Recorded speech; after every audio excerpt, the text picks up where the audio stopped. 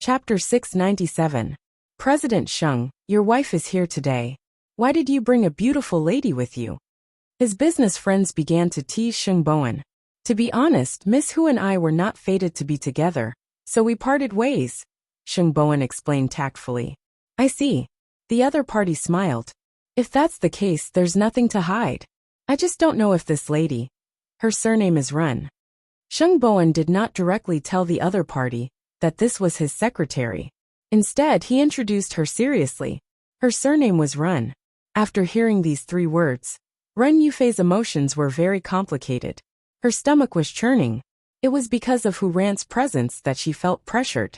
However, Sheng Bowen patiently explained the fact that he was divorced to all his friends who tried to talk to him. It was probably to protect Ren Yufei's face. However, although Sheng Bowen had stated that he was single, it made Hu Ran very uncomfortable. This was because when the women heard this gossip, they all came to her for confirmation. This would make Hu Ran think that Sheng Bowen was doing this for Ren Yufei. That was why he had to distance himself from the relationship between the two of them on such an occasion. He didn't care at all that it would embarrass her.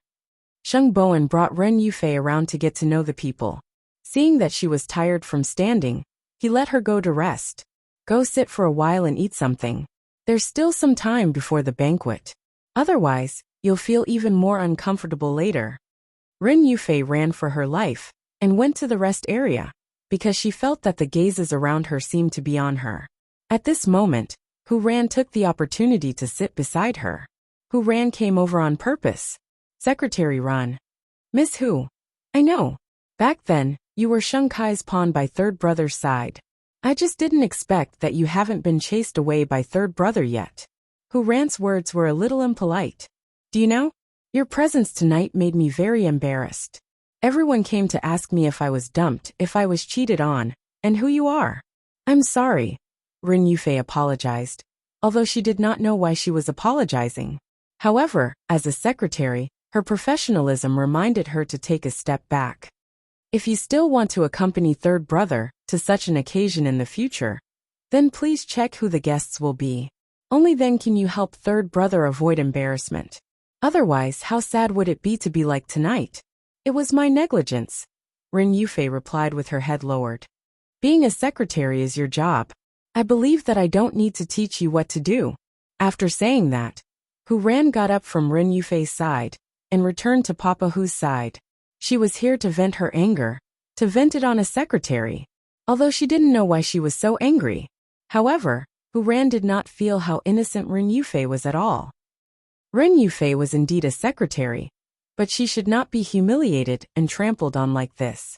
Therefore, she hid in the dark and held back her tears. Sheng Bowen did not notice this at the moment. It was when the banquet was about to end that a female member of his friend's family said to him, Chief Sheng, you really don't have any tender feelings for the fairer sex. Your secretary has been hiding in the corner and crying secretly several times. You didn't even notice it once. After Sheng Bowen heard this, he was stunned. I don't quite understand what you mean. You divorced Hu Ran, but you brought your secretary as your female companion without making it public. You explained along the way and saved the secretary's face, but you slapped Miss Hu in the face. She's a dignified young lady. So naturally, she had to find trouble with your secretary to vent her anger. Sheng Bowen was naturally lacking in this regard. However, under his friend's reminder, he found Ren Yufei and saw that her eyes were indeed red. So, he immediately said, Let's go first. But the banquet is only halfway through, Ren Yufei said as she looked at Sheng Bowen. There's no need to force yourself. After saying that, Sheng Bowen took Ren Yufei's hand. I didn't ask you to accompany me to let you be bullied. This is equivalent to slapping me in the face. Sheng Bowen was angry, although he did not know why. Logically speaking, Hu Ran was his ex-wife, so he should stand on her side. However, at this moment, Sheng Bowen only felt that Hu Ran was no longer the Hu Ran he knew. Or rather, he had never really understood Hu Ran. She had suffered for 2 or 3 years. Why did she lose her original kindness now that her life was better? Sheng Bowen did not understand. CEO Sheng, are you leaving? Third brother, are you leaving? Sheng Bowen turned around and saw Hu Ran behind him, So he grabbed Ren Yufei even tighter and said to Hu Ran, "The news of the divorce will be published in the newspaper tomorrow. It's my fault for causing you inconvenience tonight." After saying that, Sheng Bowen pulled Ren Yufei away from the banquet. Hu Ran's expression was very ugly. Although she did not know why she was so angry, she even felt that she did not know the current her. When Papa Hu saw this, he patted his daughter's shoulder. "I told you a long time ago that you would regret it. How about now? You're already divorced, and now you're starting to be jealous of third young master? I'm jealous. Then why did you go and teach that little secretary a lesson?" For a moment, Hu Ran could not reply because she did not know what was wrong with her. Although Mu Chi-Chi's words last time had made her understand a lot, when she really saw Sheng Bowen, she felt that she could not control herself. On the other side, Sheng Bowen pressed the button for the highest floor of the hotel. Previously, he had wanted to make Secretary Ren happy, but now that such a thing had happened, he naturally had to care about other people's feelings. "I didn't do it on purpose. I know," Ren Yufei explained softly, because Sheng Bowen was such a slow person when it came to relationships. "To make it up to you, I'll show you the most beautiful night view in Jianchuan." Sheng Bowen booked the top floor and asked the waiter to decorate it very romantic. When Ren Yufei saw the candlelight dinner, she finally smiled and felt a little helpless. "CEO, I'm just your secretary. To me, you're the hero who accompanied me through a difficult situation," Sheng Bowen explained as he helped Ren Yufei sit down. "But if people find out that we're on the top floor, it will cause a misunderstanding." "What misunderstanding?" "Misunderstanding that we're in that kind of relationship." Ren Yufei's face turned red again, and she felt uncomfortable. Chapter 698. Ren Yufei thought of her background and could not help but feel inferior. Thinking about how difficult it was to walk the path of a wealthy family, she reminded herself very clearly, even if she really liked the president, she could only like him. She could not have the thought of marrying him. She really could not afford such a beautiful dream. Therefore, not long after sitting down, Ren Yufei said uncomfortably, "President, it's already very late tonight. I've seen the night view. I'll go home first. I have to wake up early tomorrow." "Are you in such a hurry? I thought you'd be happy." Ren Yufei held back her excitement and smiled. "I'm indeed very happy. Thank you for your hospitality, President." After saying that, Ren Yufei stood up and bowed slightly to Sheng Bowen. Then, she quickly left the top floor as if she was escaping. She could only get close to Sheng Bowen when she was his secretary. Otherwise, she would not be worthy of the president. Sheng Bowen was a little helpless and a little disappointed. This was the first time he wanted to invite a girl to see the night view, but he did not expect that. Forget it. Perhaps he was really destined to be alone in this life, as Xiao Qi had said. Therefore, Sheng Bowen finished his candlelight dinner alone on the top floor. But then he still called Ren Yufei. "Secretary Ren. President, I'm already home. I'm not asking you to come out for dinner. I just want you to remember to communicate with the Public Relations Department tomorrow and announce the news of my divorce with Hu Ran," Sheng Bowen said helplessly. Secretary Ren realized that she was too nervous and quickly reminded herself to be calm. "Okay, I understand. That's it then." With that, Sheng Bowen hung up. Secretary Ren sat on the bed, as if she was an unforgivable sinner. She could even harden her heart to reject a good person like Sheng Bowen. After watching the night view alone, Sheng Bowen left the top floor of the hotel. However, when he returned to the Sheng family's home, he saw Hu Ran's car parked at the entrance of the Sheng family's home. Sheng Bowen got out of the car and knocked on Hu Ran's window. "Why didn't you go in? Our identities are different, so it's not convenient." Hu Ran smiled. "I came to you for no other reason than to hope that you can announce the news of our divorce later. Right now my father has a very important project. The partner only agreed to sign the contract because of my relationship with the Sheng family. If the news of our breakup gets out, the cooperation might fall through." Hu Ran. "I know this has caused you a lot of inconvenience." Hu Ran was a little apologetic. "But can you please give me another month? For the sake of our past friendship. Hu Ran, I once helped you, and you also helped me. I always thought that after the divorce, We should be even. If it was any other day, I might have agreed to it. What's one more month? But now, I don't want to do it. When will you sign the contract? Sheng Bowen confirmed. I can only wait until the day you sign the contract. But if we divorce right after signing the contract, the other party will think that we have breached the contract. Hu Ran's tone was a little anxious. Not even for a month? Or is it that you already have someone you like, so you need to take care of them? It doesn't matter. Tell me who it is, and I'll help you explain. After all, I also want to see you happy. How about this? I'll ask Xiaoqi. You know that I'm a weak person. I can't make a decision on such matters. After saying that, Sheng Bowen took out his phone and called Mu Qiqi. This made Hu Ran's expression change. She did not expect that Sheng Bowen would actually look for his sister-in-law because of such a thing. Could he not make his own decision? Even so, Hu Ran had already said it. It was not good for her to take back her words. She could only wait for Sheng Bowen to pick up the phone. Then, Mu Qiqi's voice came from the phone. Xiaoqi, are you asleep? I've taken up some of your time. What's wrong? Mu Qiqi was still lying on Sheng Zhao's body, reading a book. It's like this. Sheng Bowen told Mu Qiqi about Hu Ran's intentions. He pretended to be as white as a sheet. I can't make up my mind now. Can you give me some advice? On the other end of the phone, Mu Qiqi looked at her phone in confusion. After confirming that it was Sheng Bowen, she wondered if this person had taken the wrong medicine. But when she thought about it, why would Sheng Bowen call her for such a thing? There must be something fishy. Do you want me to tell the truth? Of course I want you to tell the truth. Since it's in the past, you should cut it off quickly and look forward to the future. Although I really hope that Miss Who can live a good life, she didn't tell you about this in advance. She just took advantage of your relationship that no longer exists. So, I don't think you need to get involved in this mess. After the divorce, you should live your own life. After all, Miss Who doesn't want to stay with you forever, right? Sheng Bowen nodded. You're right. In fact, Sheng Bowen deliberately turned up the volume of the call so that Hu Ran could hear him.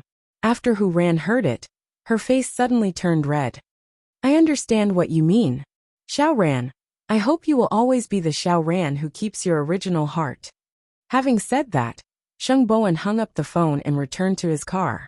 Then, he drove straight into the Sheng family's house. As for Hu Ran, she closed the car window with a look of shame and indignation. Was Sheng Bowen really stupid? Or was he pretending to be crazy? She was a little confused. After entering the house, old Master Sheng pulled Sheng Bowen to the side. I just heard from the butler that you were chatting with that Miss Who outside again. Why? Are you still in love with her? Grandpa, is your grandson that kind of person? Although he doesn't have anything he wants, isn't smart, and has a low EQ, I'm not so bad that I have to pretend that nothing happened after someone dumped me and stick to her. Your grandson also has dignity. Besides, don't you like Secretary Ren? After old Master Sheng heard this, he immediately understood. After all this time you have a goal? Do you object? What rich girl? If I don't turn around, I'll kick you out. So it's better to find a steady one. I'll be satisfied if she can treat you sincerely. I'm warning you, don't give me a divorce and then remarry. Old Master Sheng pointed his walking stick at Sheng Bowen and warned him. It's impossible for me. Although I don't have any other strengths, I'm very strong-willed, Sheng Bowen promised. I've already asked Secretary Run to announce the divorce tomorrow. That's not bad. Old Master Sheng was satisfied with the answer. Sheng Bowen smiled. The difference between his grandfather in the past and now was not just a little. Chapter 699. Hu Ran actually went to look for you again. Mu Qiqi's voice was a little cold. When I saw her in the past, I really liked her. It seemed like she could share the joys and sorrows with you. However, ever since she suddenly asked for a divorce, I realized that some things were just hidden too deeply and hadn't been discovered. She caused trouble for Secretary Run at the cocktail party today. Now Secretary Run is completely ignoring me. Sheng Bowen was a little disappointed. So, you dragged me into the water to help you take revenge, right? Mu Qiqi rolled her eyes. This person was stupid. At critical moments, he could always think of some strange tricks that made it impossible for her to be angry. Xiaoqi. Although I can't compare to third brother in any aspect, I believe that I can still act appropriately. Since we're divorced, we shouldn't be too involved. You'd better think of a way to coax Secretary Run. She's being made difficult for no reason. If it were me, I would definitely leave in a huff." After saying that, Muchichi hung up. Was this person smart or stupid? She couldn't figure it out. "Xiao Xiao. Do you know that I was tricked by third brother?" Muchichi propped herself up and looked at Sheng Xiao. "I heard it." Sheng Xiao appeared very calm. This person actually knows how to use a borrowed knife to kill someone. In the future, if Hu Ran wants to hate someone, she'll hate me. He's too scheming. How is he stupid? Muchichi thought about it now and realized that she had really underestimated third brother Xiao. "I'll buy you a lesson and remind you that smart people often don't guard against people with mental problems." Was there something wrong with third brother's brain? Muchichi laughed out loud. Actually, this was good. After all, she and Hu Ran didn't have much chance to meet. Papa Hu definitely didn't rely on his daughter or someone else's background to get to where he is now. It's impossible for him to use this as a condition to negotiate with his partners. This is too risky. I just think that this might be Hu Ran's way of keeping third brother and not letting him publicly divorce. This is a woman. Sheng Xiao put down the documents in his hand and carried Muchichi. "What's wrong with women? You don't mean what you say."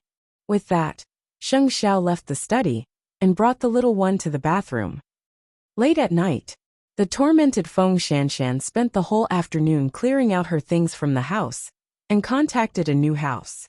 It was all thanks to the money that old Sheng had given her before that she had the space to be willful. It turned out that it was so easy to leave a home. It was just a few bags of things, so there was no need to be nostalgic. Once the moving company arrived tomorrow, she would be able to leave this place and Tang Yan for good. She did not know why, but at the same time, she felt an inexplicable sense of relief. From now on, she no longer needed to worry about this man's life. The next morning, the movers arrived very early. Feng Shanshan carried her luggage and walked around the living room a few times. She really did not expect that her relationship would be so short. But now they could only meet again. That afternoon, perhaps the professor really felt sorry for Feng Shanshan, so he invited her to his house for dinner. He also wanted to comfort her. However, Feng Shanshan told him that she was preparing for school and could not leave now.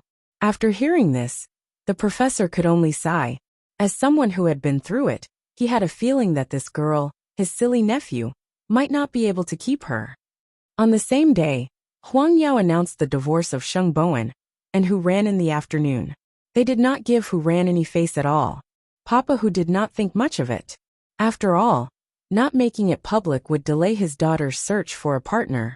However, to Hu Ran, this was a blatant humiliation. Yesterday, in order to trick Sheng Bowen into postponing the announcement, she had made up a lie. However, Sheng Bowen still did not have any scruples and directly chose to make it public. Could it be that he really liked that secretary? Hu Ran did not know why she felt so uncomfortable after knowing that Sheng Bowen was biased towards that secretary. Did she really make the wrong choice? Could it be that she actually liked Sheng Bowen? When she thought of this possibility, Hu Ran was shocked. But now the whole world knew that they were divorced. "Daughter, why are you frowning? You should make it public after the divorce. Third young master did the right thing. Could it be that you really like third young master? That's why you're so uncomfortable." Hu Ran shook her head. "Dad, I seem to be regretting it a little." After hearing this, Papa Hu's expression changed. Perhaps because she had not figured out what she was thinking, Hu Ran did not mention Sheng Bowen in front of Papa Hu for the next few days. Papa Hu also thought that she had forgotten, so he planned to arrange a blind date for her. In order to prove that she did not like Sheng Bowen, Hu Ran nodded and agreed to meet the person arranged by Papa Hu. 5 days later, school started in Shengting University. When Muchichi saw Feng Shanshan at school, she could not help but catch up with her and ask, "Have you moved?" "Yes, I've moved for a few days. It's near the school." Feng Shanshan answered with her new textbooks in her arms. "I feel relaxed. You can come to my place after school." "Can you really let it go? I don't force things that don't belong to me." "Xiaoqi, do you know? I used to think that my heart is very strong and can endure a lot of things that others can't and give Tang Yin the greatest support.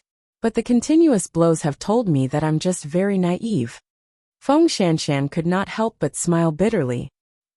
Actually, I know the reality, but I just don't want to accept it. Since you've made a decision, then stick to it.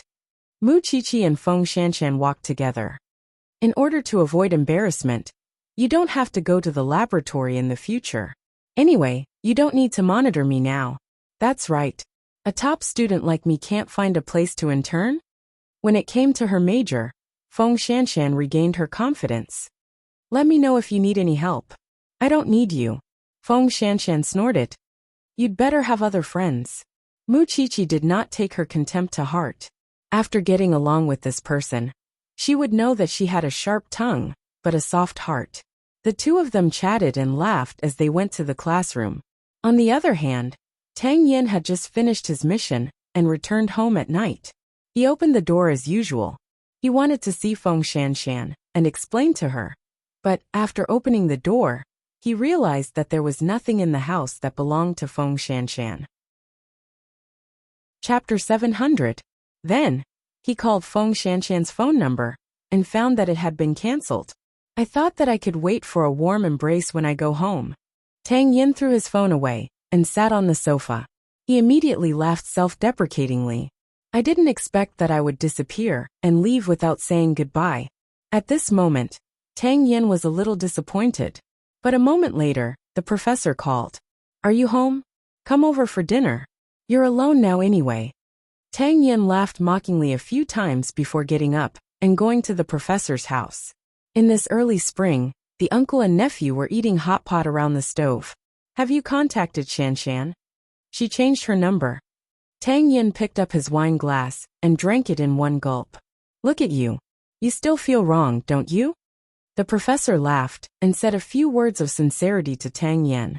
Although it's very pitiful to see you like this, I really think that you deserve this fate. What's there to be disappointed about? Have you ever considered Shanshan's feelings when you go on a business trip? Oh, you're back. You're unhappy that you didn't see her. Have you ever thought about where you were when the girl needed you? You're loyal to the country, but why should Shanshan sacrifice her own happiness to highlight your value? Let me tell you, don't feel wronged. Think about yourself and ask someone else.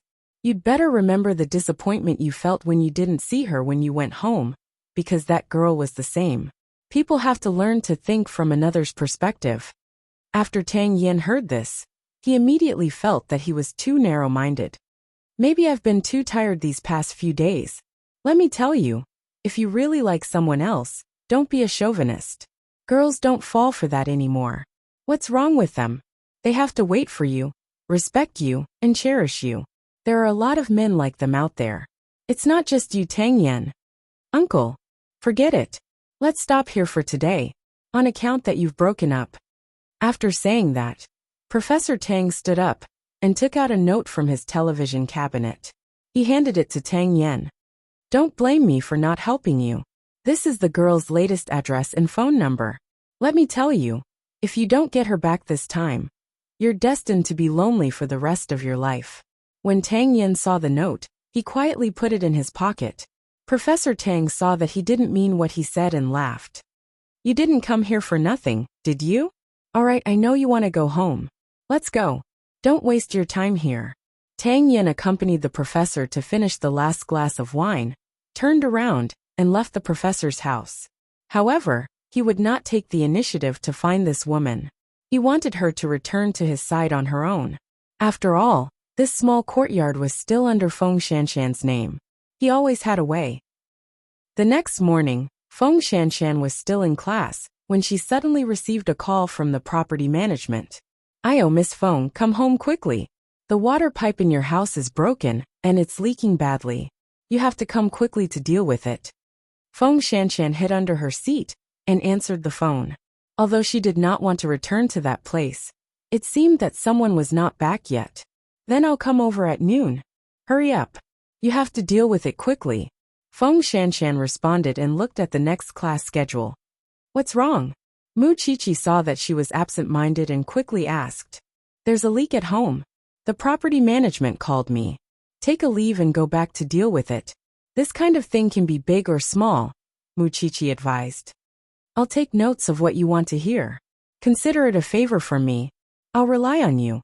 After saying that, Feng Shanshan patted Muchichi's shoulder and left through the back door of the classroom. Then, she rushed back to the small courtyard anxiously. Sure enough, there were several pools of water seeping out of the house in the courtyard. So, she immediately opened the door. However, the moment she pushed it open, she saw Tang Yin sitting on the sofa without moving. So she turned around and was about to leave, but Tang Yin stopped her. Even if you want to break up, shouldn't you tell me in person? It's not very polite to just leave. I have nothing to say to you. After saying that, Feng Shanshan was about to leave, but Tang Yin stood up and grabbed her. You don't, but I have a lot. Tang Yin, it wasn't easy for me to make up my mind to make this choice. I think we really shouldn't continue. We're not suitable. Feng Shanshan pushed Tang Yin away. But the person who suggested having sex was you. The person who made me addicted was you. The person who made me want to get married was also you. Now that you're leaving, what should I do? Tang Yin asked Feng Shanshan. Feng Shanshan shifted her gaze elsewhere. I don't want to be like this. I'm always on tenterhooks. You don't appreciate anything I do. To tell you the truth, with you in this state, I really don't have confidence in the future. Because you don't trust me. You think I can't do anything. You think I should be locked up at home. But this isn't what I want. Really? After hearing this, Tang Yin was silent for a long time. It was so long that Feng Shanshan felt stiff. Then he said, I am used to being independent. I haven't learned how to get along with women. If you have any dissatisfaction with me, you can tell me. But don't leave without saying a word. I can't stand it. After so many years, even if I failed a mission, I haven't felt so bad. I know that it's easy to change a leopard's skin, but I will try to learn and understand you. So can you not give our relationship a death sentence so easily? This time, it was Feng Shanshan's turn to be silent. At least give me an observation period. Feng Shanshan did not answer, but she still walked out. I'll go back to class. We'll talk about it later. Tang Yin did not force it, because he knew that he could not be anxious. Let's talk about it later. There's still room for negotiation. I'll send you. There's no need. I drove here. After saying that, Feng Shanshan turned around and left the small courtyard. She suddenly understood what was going on with the puddles of water in the courtyard. Because he had carried out an important mission, Tang Yin got a few days off. So after Feng Shanshan left, he drove to the entrance of Shengting and found a random coffee shop. He sat there for the whole morning. During lunch, Feng Shanshan and Muchichi prepared to go to the cafeteria together. However, Feng Shanshan received a message from Tang Yin. I'm at the coffee shop outside Shengting. After Feng Shanshan read it, she turned off her phone and remained unmoved. Who cares about you? After you came back from repairing the water pipes, you were in a different state. Did Captain Tang come to look for you? Chapter 701. He said some provocative words and made me fall head over heels for him. Just like what you saw. Feng Shanshan said self-deprecatingly. So, I'm in a state of battle again. The note I wrote, and the oath I swore before are like a fart. Muchichi chuckled and poked her forehead. Accept your fate. You have no resistance against Captain Tang. I'll struggle a little more. Feng Shanshan felt that she still needed to calm down. Up to you. Wasn't love something that could be sunny one moment and cloudy the next? The two of them had lunch together, and then took a lunch break together. However, when Feng Shanshan went to the cabinet to get the teaching materials, she found that her cabinet had been pried open. Her things were in a mess. The first thought in her mind was Tang Yin, but Tang Yin really didn't know how to do such a tasteless thing other than putting on an act. Therefore, she temporarily tidied up her cabinet and returned to the classroom, as if nothing had happened. Now, everyone knew that the two top students of the Faculty of Forensic Science had turned from enemies to friends who could talk about anything. Forget about everything else. The fact that the two of them were not to be trifled with was a well-known fact in Shengting University. Under such circumstances, The person who came to look for trouble with Feng Shanshan should not be someone from the university. Why did you take so long? Mu Qiqi saw that Feng Shanshan took half an hour to get the teaching materials, so she couldn't help but ask, "Is Captain Tang here?" "No." Feng Shanshan shook her head. "If he's not here now, he'll appear outside the school gate in a while," Mu Qiqi guessed. Feng Shanshan tilted her head and looked at Mu Qiqi. This person must have been a fortune teller in her previous life. "I'm relieved to see that you seem to have come back to life. You don't know how depressed I was at home the day you made your choice.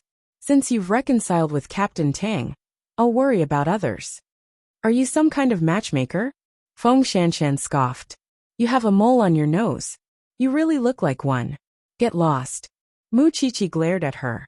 In fact, old Sheng knew that Sheng Bowen could not handle it, so he called her. Although they still disliked each other verbally, she could not let the old man, who had just recovered from a serious illness, come out to meet her, a junior, after the old man repeatedly asked her to do so. So, she agreed to go to the Sheng family. Of course she was reluctant. After all, she and Xiao Xiao had sworn in their hearts that they would never step into the Sheng family again in this life. But now, the old man had changed a lot, so she made a concession. Soon the bell for the last class rang. Mu Qiqi leaned on Feng Shanshan's arm gloatingly. "Stop pretending. Let's go out and meet people." Feng Shanshan took a deep breath and felt a little uncomfortable. "You." "Captain Tang," said Feng Shanshan. She felt. She of Feng Shan. And Captain In. Over Tian. Tang of Tang. She thought over and over. But and over again. Over and over. Over. Aired. Over and over. Over Feng. Over. This man must have done it on purpose. He must have. Before Mu Qiqi got into the car, she saw Feng Shanshan looking around and knew that she must be disappointed. She finally believed that Captain Tang was an expert. Do you think he'll pester you if you catch him off guard? He wouldn't. He would tease you, make you upset, and make you worry. He was indeed an expert. Mu Qiqi shook her head and got into the car with a smile. Fortunately, the man beside her was not such an expert. Otherwise, she felt that her heart would not be able to take it. Seeing her smile, Sheng Xiao reached out and pinched her chin. "What's so happy about? Share it with me." I'm very happy to see others happy," Mu Qiqi answered. "Just to satisfy your matchmaker's needs, I have to make an exception and go to the Sheng family tonight." CEO Sheng was unhappy about this. "Grandpa is looking for me. You can't let him out, can you?" Mu Qiqi asked the man with a frown. "Su Che, go pick up the old man," Sheng Xiao instructed Su Che. "Can't he go to the banyan courtyard?" After all, there were other people in the Sheng family that Sheng Xiao did not want to see. There was no need to ruin his mood for those people. "Will Mom be unhappy if you do this?" "I know what I'm doing." Mu Qiqi took a deep breath and nodded. "Then I'll listen to your arrangements." Previously, Old Master Sheng had said that he wanted to meet Old Master Shen in person. After all, he was the one who had done wrong in the first place. He had to go to him and apologize. Today was the perfect opportunity. Most importantly, he wanted him to see his son. He was now the chief engineer of Zhongting. Feng Shanshan drove her car home. However, halfway through, she suddenly lost control of the steering wheel. She quickly braked and stopped the car. Then she called Tang Yan. "Something happened on the way. Come and pick me up." Tang Yan's face turned red. "A traffic accident? Something happened to the car. I'm parked in the middle of the road now. I can't move." "Call a tow truck. Go to the side of the road by yourself. I'll come over right away." Why had the bookcase been pried open? Why had the car been tampered with? Could it be that all of this was premeditated? Feng Shanshan stood by the side of the road. Thinking about the scene just now, she felt a lingering fear. She had almost crashed into a straight car. 20 minutes later, Tang Yen drove to the place where Feng Shanshan had an accident. His face was extremely gloomy. "Are you okay?" "I'm lucky. Nothing happened." Feng Shanshan nodded. "Get in the car first. I'll go to the car to take a look." Tang Yin sent Feng Shanshan to the car. and then went to check Feng Shanshan's car. He found that not only had the steering wheel been tampered with, but also the handbrake. This was done by someone. Obviously, the people who were looking for him had come and already knew about his relationship with Feng Shanshan. A moment later, Tang Yin returned to the car. His expression was hard to read. What happened? Now, whether you're willing or not, you have to move back and live with me, Tang Yin said to Feng Shanshan. They're out. They're here to challenge me. Feng Shanshan's eyes suddenly widened. Aren't you afraid of implicating me? I'm afraid, but I won't be at ease no matter where I put you. It's better to keep you by my side. I'll ensure your safety, at least before I die. Feng Shanshan couldn't resist this man. This was also the reason why she left without saying goodbye. She knew that as long as she saw this man, she wouldn't be able to move. Women just liked heroes, didn't they? Don't talk about dying. You said that you wanted me to give you an observation period. Now you've changed from a real boyfriend to a backup boyfriend. At least I'm still a boyfriend. This was enough for Tang Yin. If it were any other woman, he wouldn't even mention a word. However, Feng Shanshan was different. Feng Shanshan and Mu Qiqi were two different girls. Chapter 702. The two of them returned to their original home, but they could only stay for one night. The new place you moved to isn't safe enough. We have to move to another place. When Tang Yin returned home, the first thing he did was to take out his card. This is all the money I've saved since I became a police officer, including all kinds of bonuses. I've also sold the house next door. We have to move to a safer place. What place are you interested in? Feng Shanshan took the card, still not understanding. The place with the best security in Jianchuan is the area where your best friend, Mu Qiqi, lives. Of course, we can't compare to the Sheng family, but the small houses there are more than enough. All of the residents in that area were either rich or respectable, or people with power. In addition, the Shun family was also nearby, so the security had to be one of the best. Do we have enough money? You'll know when you check. After Tang Yin said that, he set up several traps in the house to prevent anyone from sneaking in the middle of the night. Then he brought Feng Shanshan to take a shower. You're still thinking about that at a time like this. Feng Shanshan was a little embarrassed and angry. She watched as the man took off his clothes and completely ignored her objections. What are you thinking about? It's just that you have to be in my sight at all times, Tang Yin explained. Feng Shanshan saw the wound on his shoulder and couldn't help but sigh. My left shoulder was shot through, and now my right shoulder is cut. No matter how good your physique is, you shouldn't be torturing yourself like this. I'm used to it. Tang Yin lay in the bathtub and pulled Feng Shanshan in. Compared to this, not seeing you when I came home last night is more painful. Feng Shanshan didn't say anything and stayed quietly in Tang Yin's arms. A moment later, the two of them returned to the bedroom. Sleep, Tang Yin said as he held Feng Shanshan in his arms. There won't be. Don't worry. Feng Shanshan nodded and lay on Tang Yin's chest. Perhaps it was because she smelled the good smell on his body that she felt that her soul had returned to its place. Late at night, Old Master Sheng was brought to the banyan courtyard by Su Che. Although he was extremely unwilling when he left and kept scolding Sheng Xiao for torturing his old bones, he couldn't hide his excitement when he got into the car.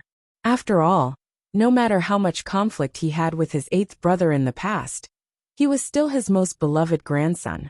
Since they were discussing Sheng Bowen's matter, third brother did not know that Grandpa Sheng had gone out without the Sheng family knowing.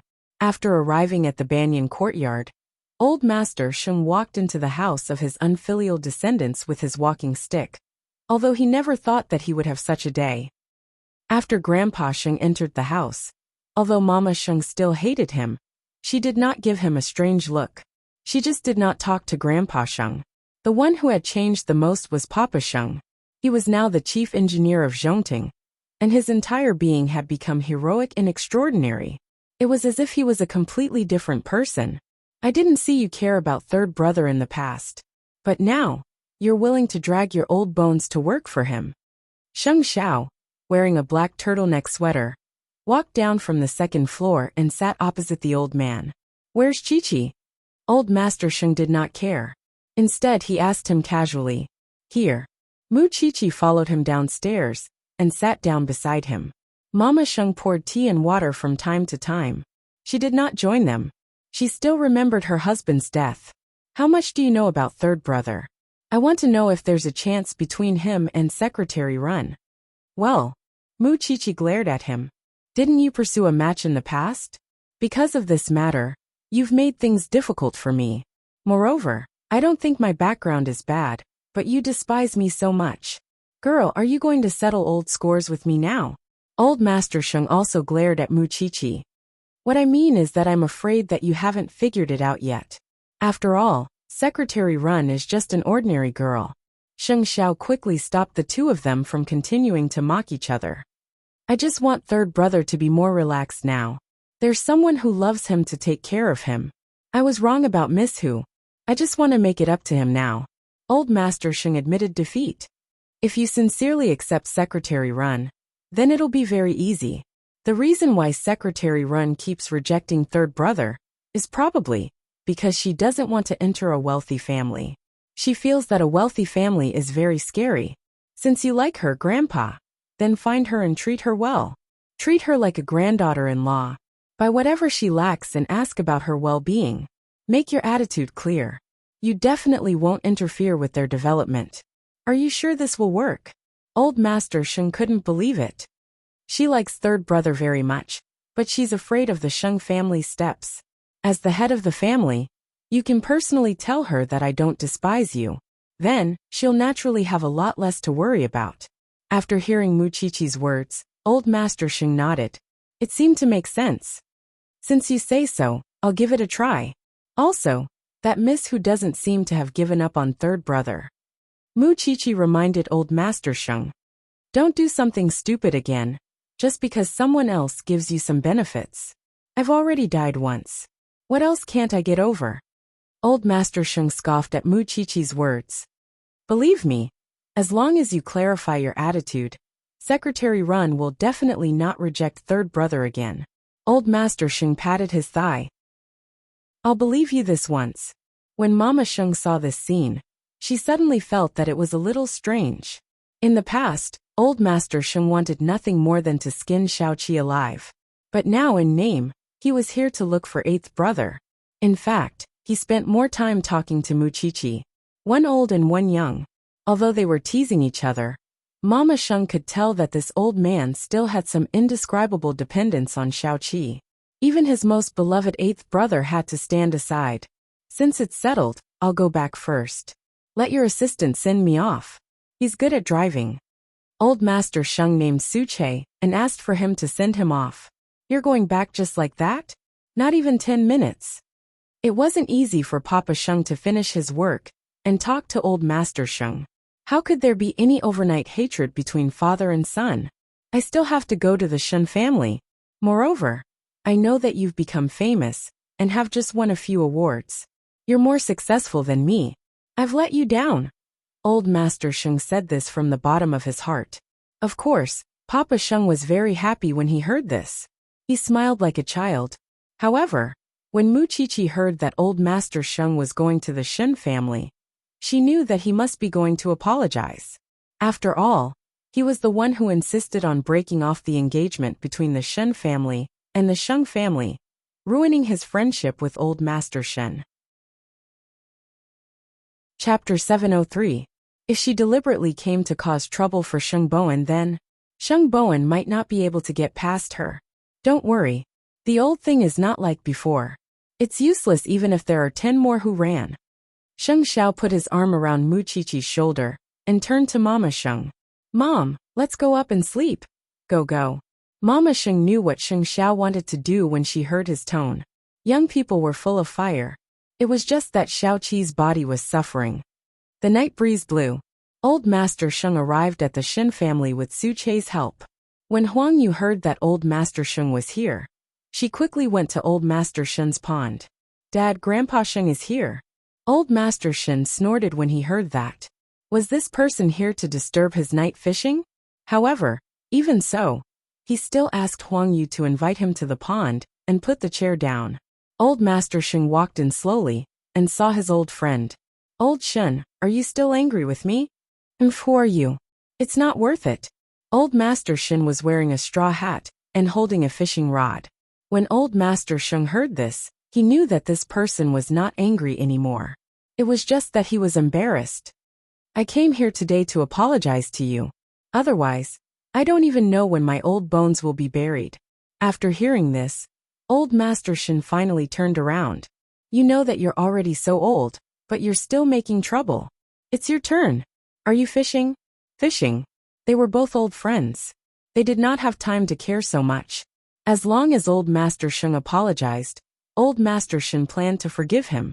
Friends did not matter in this life. Why should they be so calculative? So, the two old men fished by the pond until the wee hours of the morning. Old Master Sheng simply stayed at the Shen family's house. It was only the next day that Sheng Bowen found out that his grandfather had gone to the Shen family and made up with Old Master Shen.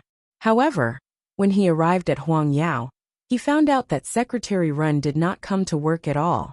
Then, Secretary Ren's assistant told Sheng Bowen, Secretary Ren was asked to leave by the chairman early in the morning.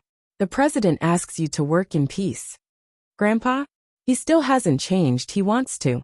President, don't speak too fast. This time, the chairman won't make things difficult for you. You just need to focus on your work. The assistant revealed a meaningful smile. However, other than making things difficult for Secretary Ren, Sheng Bowen really couldn't think of anything else that the old man would look for her for. Old Master Sheng called Secretary Ren to the Shin family. When Old Master Shin saw her, he frowned. I'm taking you to play basketball. Why did you bring the little secretary along? I found a wife for third bro. Not bad, right? You have better taste than before, Grandpa Shin said sarcastically. After saying that, the two of them immediately laughed. In fact, Secretary Run was also very nervous. She had no idea what the old man was going to do. Meanwhile, Mu Chichi had arrived at school. However, she felt that everyone was looking at her weirdly the moment she stepped through the gates. Especially the pedestrians on the road. It seemed like they were talking about her. But it also seemed like they weren't. When she entered the classroom, she saw a huge banner in the classroom. There was only one sentence on it. Feng Shanshan is a whore who can sleep with anyone. Her private life is extremely messy. She even had an abortion for a rich second-generation heir. She didn't know how the other party was so resourceful that they even got Feng Shanshan's ultrasound data in the hospital. Mu Chichi's first reaction was to call Feng Shanshan. Where are you? I'm at the school gate. What's wrong? Don't come in. Mu Chichi's most direct reaction was to protect her friend. Anyway, don't come in. I'll see what I can do. The more Mu Chichi said this, the more curious Feng Shanshan became. So, she quickened her pace and entered the school, only to see everyone pointing at her. Feng Shanshan ignored them and entered the classroom together. Finally, she saw the banner at the back of the classroom. Of course, Mu Chichi had already torn off the ultrasound photo, so Feng Shanshan didn't see it. I told you not to come. You should have been obedient. Mu Chichi immediately walked over and blocked Feng Shanshan's view. I know why, Yi Zichen said. Does Captain Tang know about the child? Feng Shanshan nodded. He knew about it and didn't mind. That's good. Take a day off. Feng Shanshan was about to answer, but the dean entered the classroom and said to Feng Shanshan, come to my office for a while. Because this matter had already spread throughout the entire school, the school had no choice but to deal with it immediately. Feng Shanshan took a deep breath and followed behind the dean. At this moment, the people around them started to gossip. She's usually so arrogant, but she's finally failed. I didn't expect her to hit a child. That's true. I've long heard that Feng Shanshan is the queen of the night scene. It's not surprising that she has such experience. This time it's such a big deal. The school will definitely expel her. There's no room for discussion. Tisk tsk, that woman is really too dirty. Who would dare to want her in the future? Hearing these ear-piercing voices, Mu Chichi walked in front of the dean and looked at her sharply. When Feng Shanshan was at the scene solving the case, you weren't even there. Who are you calling dirty? You've done such an ugly thing, and you're still afraid of others talking about it. If adding insult to injury can make you feel noble, then let me tell you, I'll go back and check your ancestors. I want to see if you don't make mistakes. After hearing Mu Qiqi's words, the dean immediately fell silent. Clearly, she was feeling guilty. You can talk about her behind her back, but don't do it in front of me. Otherwise, I'll make you put up a bigger banner tomorrow and float on the largest building in Jianchuan for 3 days. The people around them instantly fell silent. They had almost forgotten that Mu Qiqi was still around. What was Feng Shanshan to them? Seeing that everyone was tactful, Mu Qiqi sat down. They were really too friendly to them. Did they think that it was a blessing? On Feng Shanshan's side, the atmosphere was very serious. Shanshan, you're a top student in the forensic science department. Logically speaking, this kind of matter is a personal matter, and the school has no right to deal with it. However, now that the matter has blown up, the impact is very serious. The principal really wants to eliminate the negative impact on you, but he doesn't know who you've offended. Even the school's network has been hacked, and you've been posted on the forum. Dean, just tell me what you want to do. Feng Shanshan did not want to listen to those official words. The dean pushed his glasses, a little helpless and a little reluctant. The school plans to ask you to withdraw from school on your own. Feng Shanshan might already have an idea in her heart, but hearing it with her own ears was a different matter. Most importantly, she did not even have the right to say that she was wronged. Chapter 704. The dean looked at Feng Shanshan awkwardly. In the end, he told Feng Shanshan about the school's research decision. Shanshan, drop out of school. Feng Shanshan did not say anything. If you still want to be a forensic doctor, then I'm willing to guide you on your own. This is my own fault. I can't blame you. I know you've tried your best. Feng Shanshan was silent for a long time before she said to the dean, I understand. I'll come and settle the withdrawal procedures as soon as possible. After saying that, Feng Shanshan was about to leave the office, but she was stopped by the dean. Shanshan, why don't we contact each other later? I'm really willing to help you. I'll help you in private. I guarantee that you'll be no different from how you are now. There's no need, Dean. Feng Shanshan firmly rejected the dean's suggestion, because she could always hear a hint of ill intentions in the middle-aged man's words. Her private affairs had indeed been made public, and she had also been scolded for being a husband. However, this did not mean that she would indulge herself. She still had Tang Yan.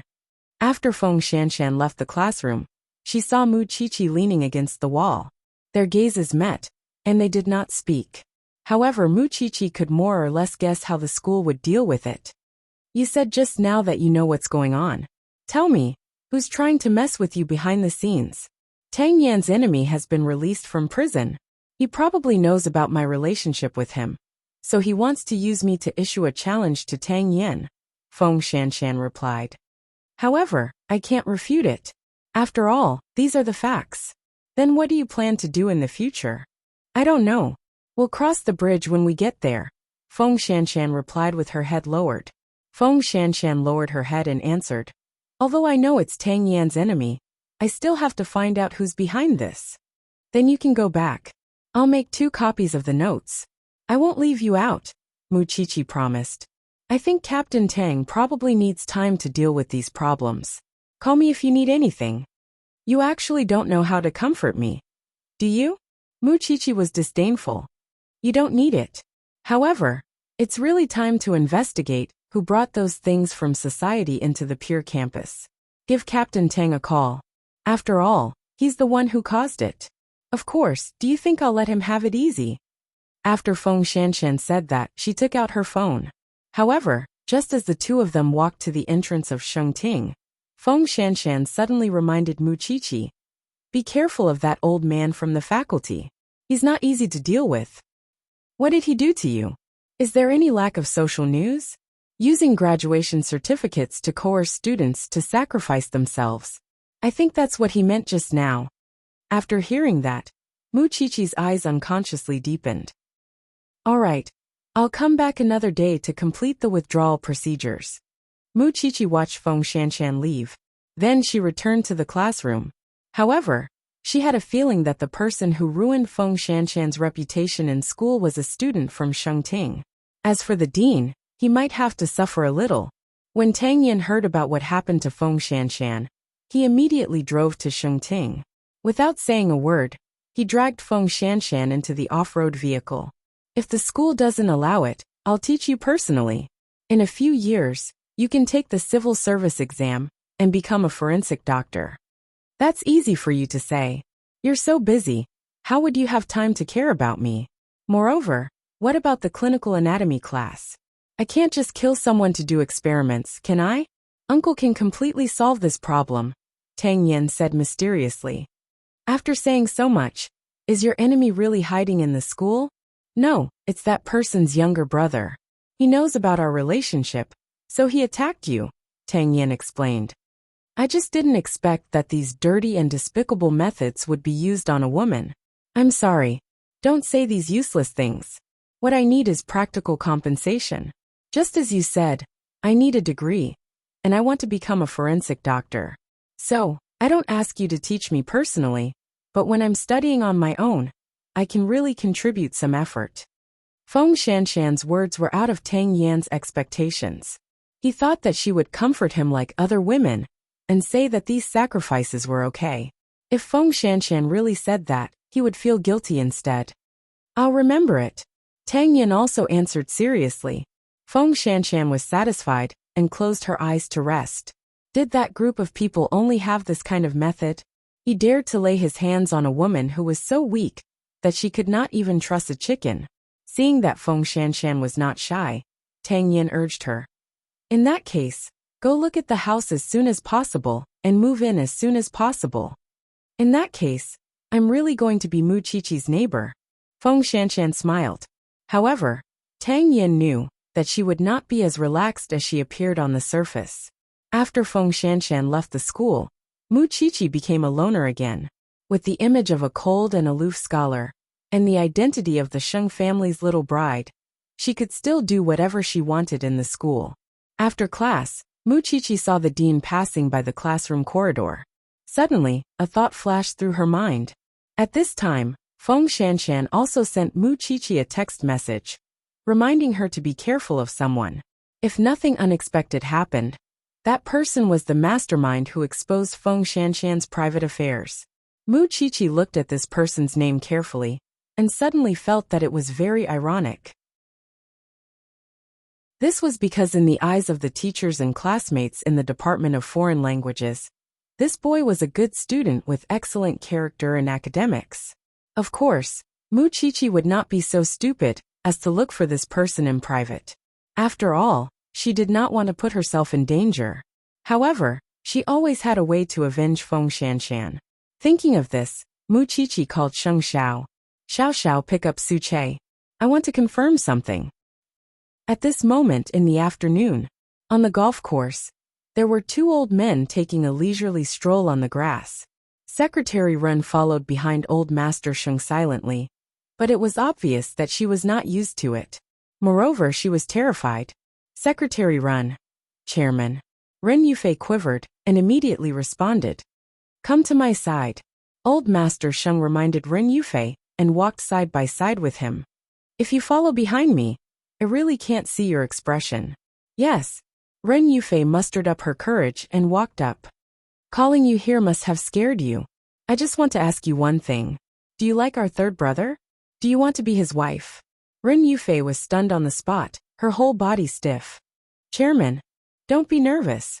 Old Master Sheng immediately waved his hand. I'm not forcing you or chasing you away. I just want you to be my granddaughter-in-law. Chapter 705. Qiqi said that you and Bowen are a couple. I was still hoping that I would have a granddaughter-in-law soon. I didn't expect it to be my grandson's wishful thinking. Old Master Sheng said with a look of pity. Why is it so difficult for him to woo a wife? Ren Yufei looked embarrassed. This was because there was a huge difference between this and the chairman in her heart. Secretary Run, tell me the truth. If you treat third brother sincerely, I'll make the decision for you. Chairman, I don't have any intention of climbing the social ladder. Please don't misunderstand. Old Master Sheng sighed. This child's wariness was really extraordinary. You child, I'm telling you the truth. Who asked you to be famous for making things difficult for people? Old Master Shen laughed out loud. No wonder your third brother can't find a wife.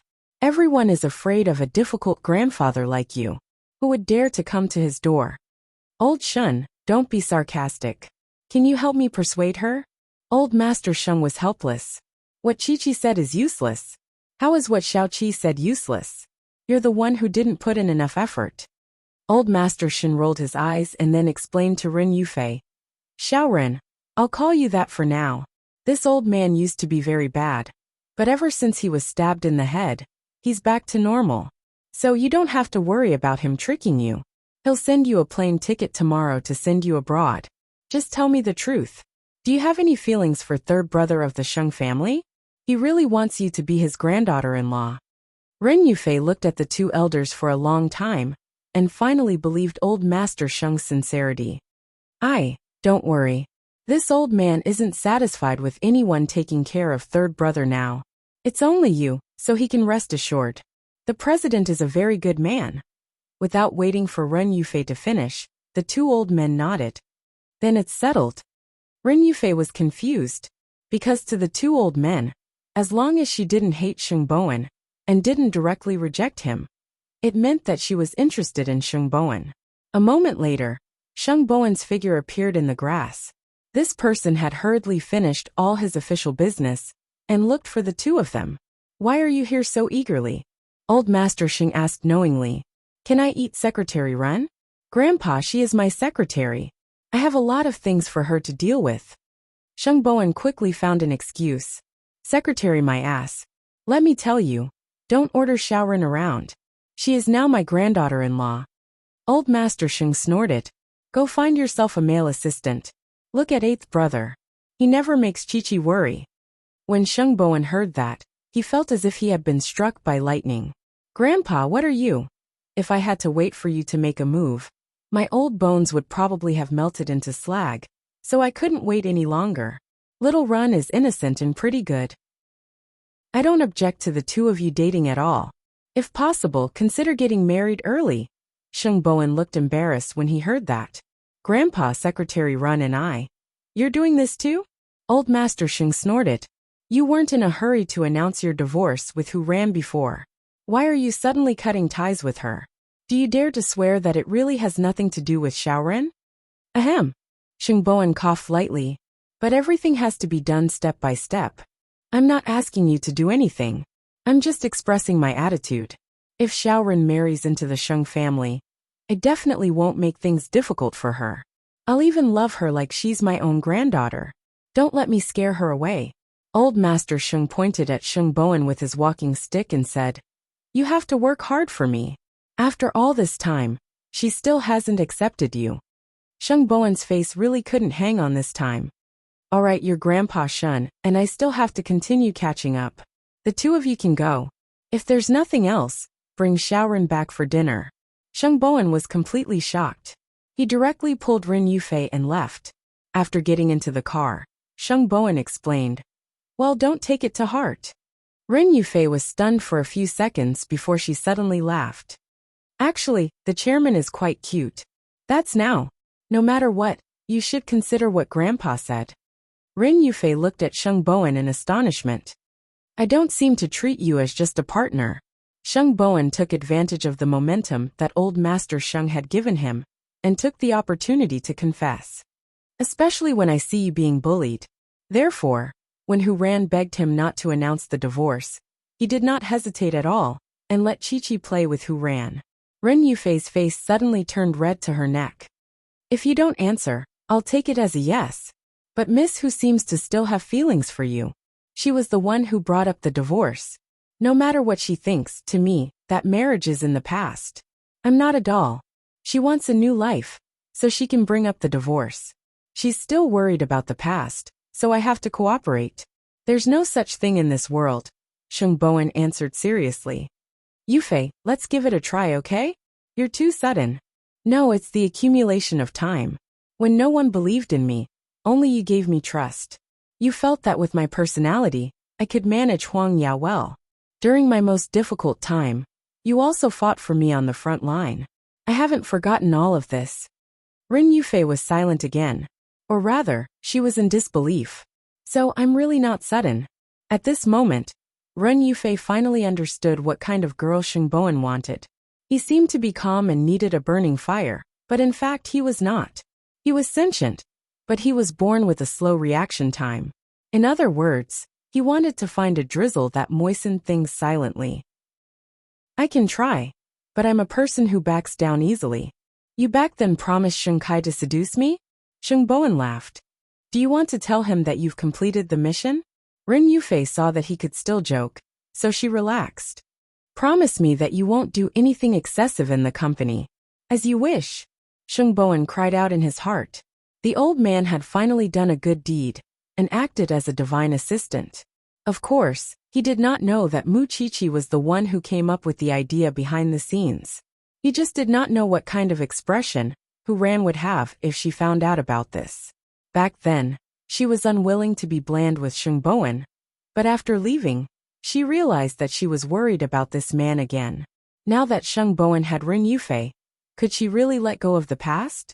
After returning to the company, Shengbowen hid in his office and called Old Master Shun to tell him the good news. Old Master Shun hung up the phone and looked at Old Master Shun. This Chichi is really a blessed person. Chapter 706. In the future, I'll dote on her and treat her as the real crown princess, okay? Old Master Shun was helpless. It was embarrassing to always be talked about by his old friend. That's more like it. When your third brother succeeds, hurry up and invite me to the wedding. Old Master Shun chuckled. After being stunned for a while, he asked Old Master Shun. Seventh girl asked me to buy something for Xiaoren. I forgot. Next time, bring it directly to Huang Yao, and let her choose for herself. Old Master Shun nodded. He did not care about these external things at all. Good suggestion. Speaking of which, in terms of luck, Ren Yufei was still the one. Everyone in the Sheng family had been tortured by the old man. But she was the only one. The old man was already open-minded. I remember that your birthday is coming soon, right? Old Master Sheng was stunned. You still remember? Originally, Old Master Sheng thought that this would be a reunion birthday, but the truth was not like that. Huang Yao, the CEO's office. Separated by a glass, Shengbowen secretly looked at Ren Yufei several times while he was dealing with work. The feeling of having a girlfriend was indeed wonderful, so he could not help but want to take a few more glances at Ren Yufei. He could not be too intimate at the company, but he could at least send her home, right? Therefore, when it was time to get off work, Shengbowen worked overtime at the company as usual. Ren Yufei delivered the new documents to the office and then said to him, President, there's a visitor. Come with me after work. Shengbowen looked up at Ren Yufei and saw Hu Ran standing behind her. No wonder there was no expression on Ren Yufei's face. Then, Shengbowen closed the document and put away his smile. He used a businesslike tone to speak to Hu Ran. Why are you looking for me at this time? Third brother, I want to ask you out for dinner. But I have an appointment tonight, Shengbowen said directly. He planned to completely ignore Hu Ran's special dressing. After all, his real girlfriend and ex-wife were both here. He had to be careful to avoid embarrassment. In that case, I have something to say to you here. After saying that, Hu Ran turned to look at Ren Yufei. I wonder if Secretary Ren can leave? I'll get off work first, CEO. Ren Yufei turned around and left the office. Shengbowen watched Ren Yufei leave, then took out his phone and sent her a text message. Wait for me outside for a few minutes. I'll be out soon. Ren Yufei leaned against the door, feeling upset. However, when she saw the text message from Shengbowen, she finally felt a little better. If you have anything to say it now. Shengbowen sat down opposite Hu Ran and looked at his watch. I'm in a hurry. Hu Ran's expression was a little awkward, but after a few seconds she still said, Third brother, I still want to go back to your side. These few days, Dad arranged for me to meet some outstanding men, but when I see them, your face automatically appears in my mind, so I want to start over with you. After listening to this, Shengbowen looked at Hu Ran carefully. After a moment of silence, he chuckled and said, Hu Ran, you asked for a divorce because you felt that there was no love between us. I understood and accepted it. I thought that at that time, Your decision was prudent enough. But now, you want to start over. You're the one who got divorced. And you're the one who wants to start over. Is my life just for you? Hu Ran did not expect that Sheng Bowen would start by questioning her. I know I was wrong. Third brother, let me make it up to you. After losing you, I finally know what true panic is. Sheng Bowen shook his head and seriously advised Hu Ran. Xiao Ran, don't waste any more time on me. I've already walked out. I hope you can walk out as soon as possible, okay? Have you fallen for another woman? Hu Ran suddenly asked Sheng Bowen. It has nothing to do with anyone. It's just that as a man, I have my dignity. I hope you won't look for me again in the future. Perhaps we can still remember the beauty we once had. Sheng Bowen's words had already expressed his meaning very clearly. Third brother, I know I was impulsive back then and asked for a divorce.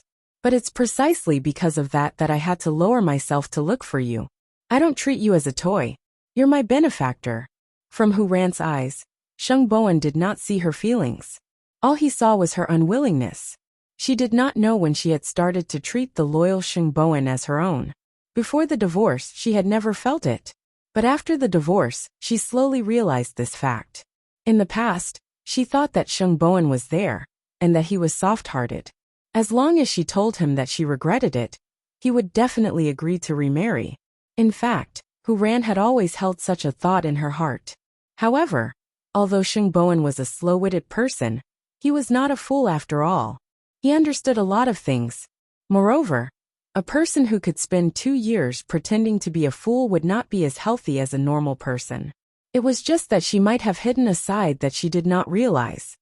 Hu Ran, we really can't go back. Hearing this, Hu Ran's self-esteem suffered a heavy blow. She had really let go of her pride, and even her face to muster up the courage to come to Huang Yao to get back together with Sheng Bowen. But he actually rejected her. Third brother, I'll get someone to send you back. After saying this, Sheng Bowen walked out of the office and asked the company's staff to send Hu Ran home. Hu Ran took a deep breath. Her feelings were complicated. She felt reluctant, but she also felt that it was not worth it. She even thought that she was crazy to come to Sheng Bowen to remarry. Miss Hu, please. Hu Ran looked at the unfamiliar staff and made a request to Sheng Bowen. I want your secretary to send me back.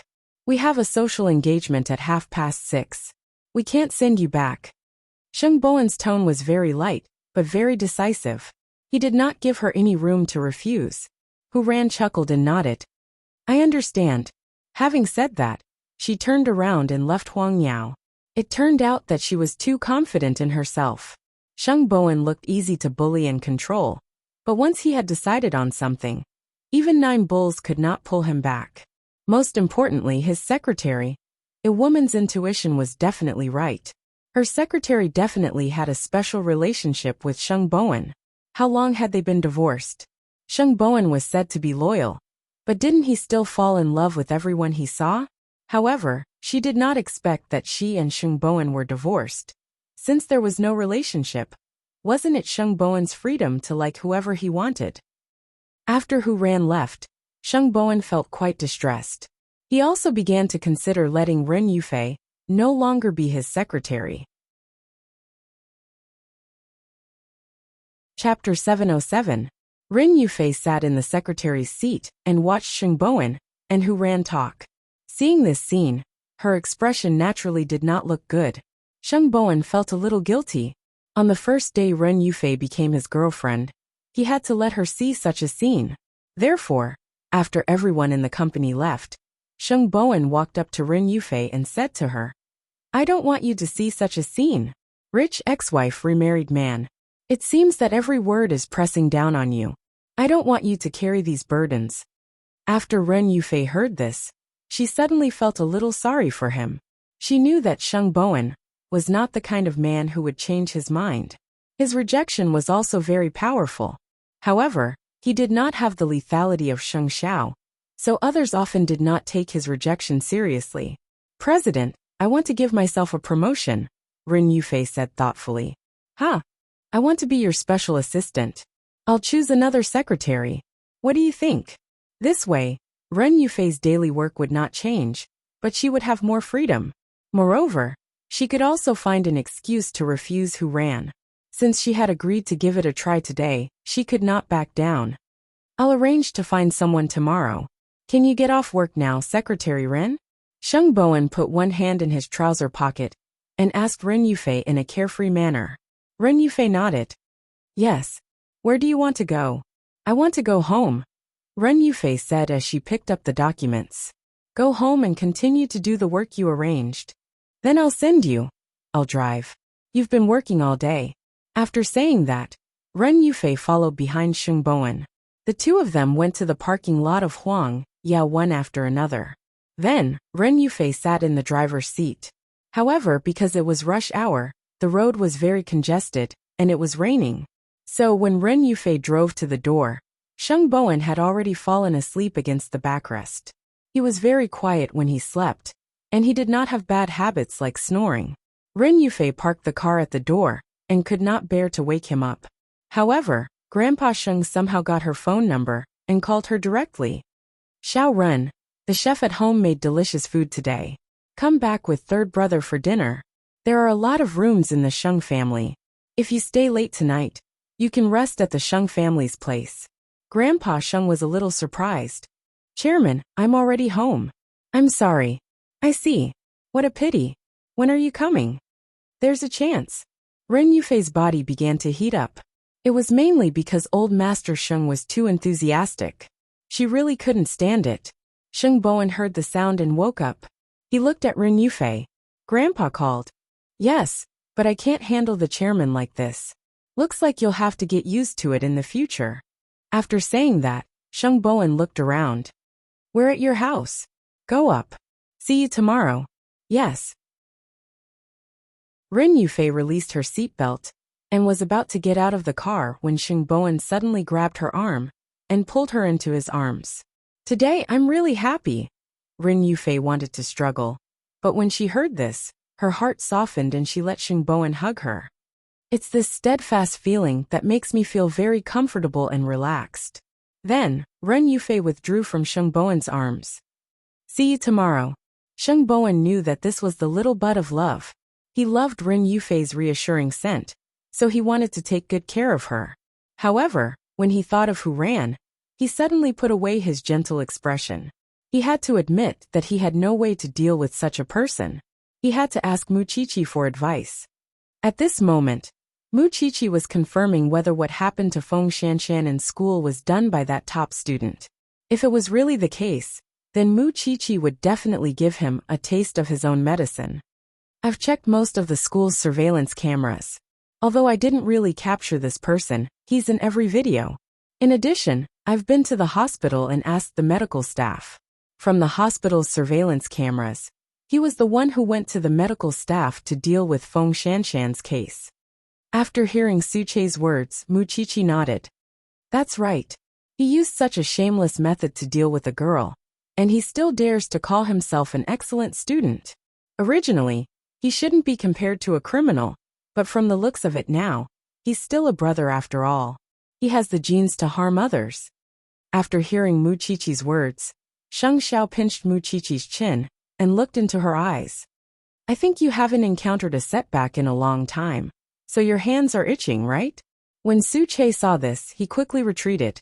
The two of them were arguing with each other like this. Soon it would be an X-rated scene. He didn't want to be a third wheel here. However, just as the two of them were about to kiss, Sheng Bowen called.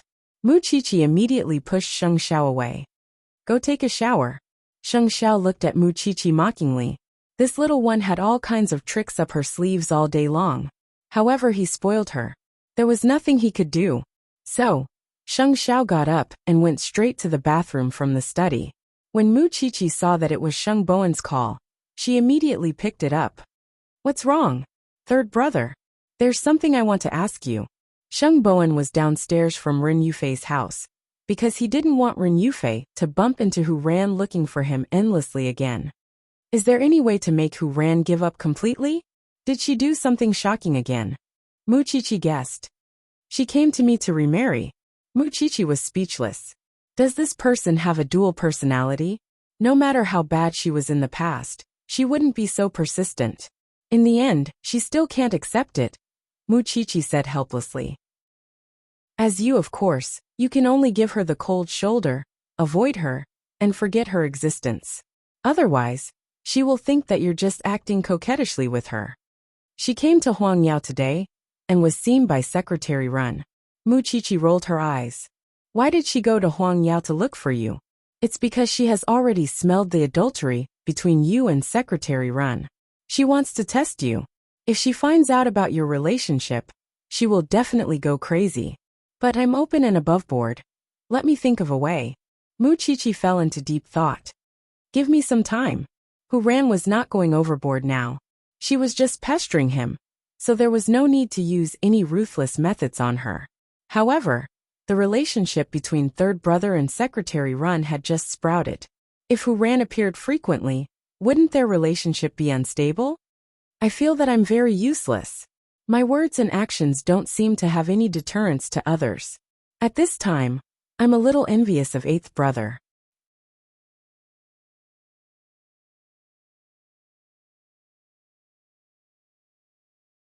Chapter 708. Sheng Bowen hung up the phone and looked up at the floor where Ren Yufei was. Seeing that the lights were on, he returned to the car with a peace of mind and left. As for Hu Ran, he had to think about it carefully. Sheng Xiao knew that third brother had called Muchichi.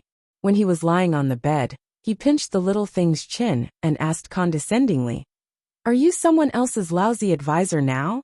The fact that third brother came to me means that he values Secretary Ren enough. He's sincere. You also know that he's not good at scheming, and Hu Ran hides it very well. At least, it's better for him to ask for help now than to call after he's schemed against in the future, right? Muchichi smiled at Sheng Xiao. So, you're good at scheming? Didn't I learn all my scheming from you? Muchichi broke free from Sheng Xiao's fingers and burrowed into Sheng Xiao's arms. A strict teacher produces a brilliant disciple. Sheng Xiao hugged the tricky thing and turned off the bedroom light. I'll teach you something else now.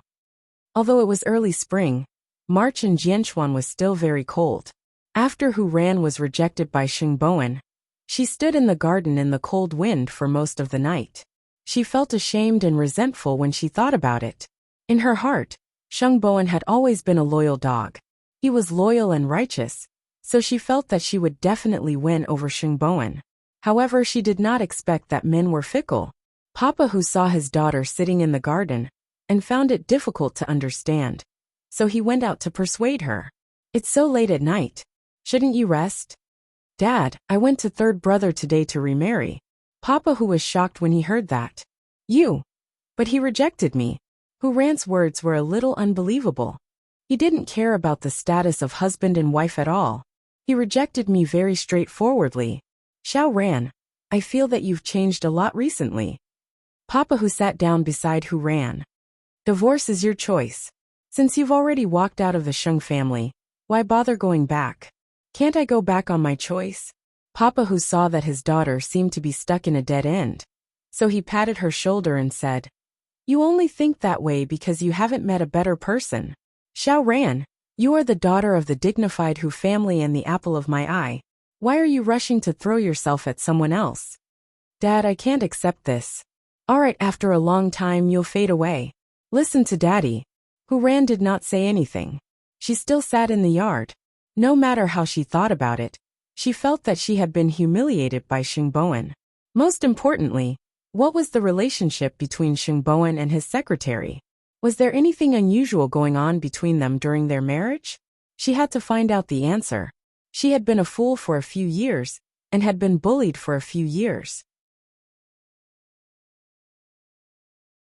It was precisely because of this that she could not tolerate betrayal. Therefore, she would definitely find someone to keep an eye on Secretary Run.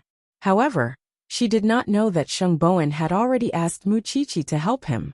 Because of her rich combat experience, Muchichi had a strong desire to beat down those unwitting B***cheese.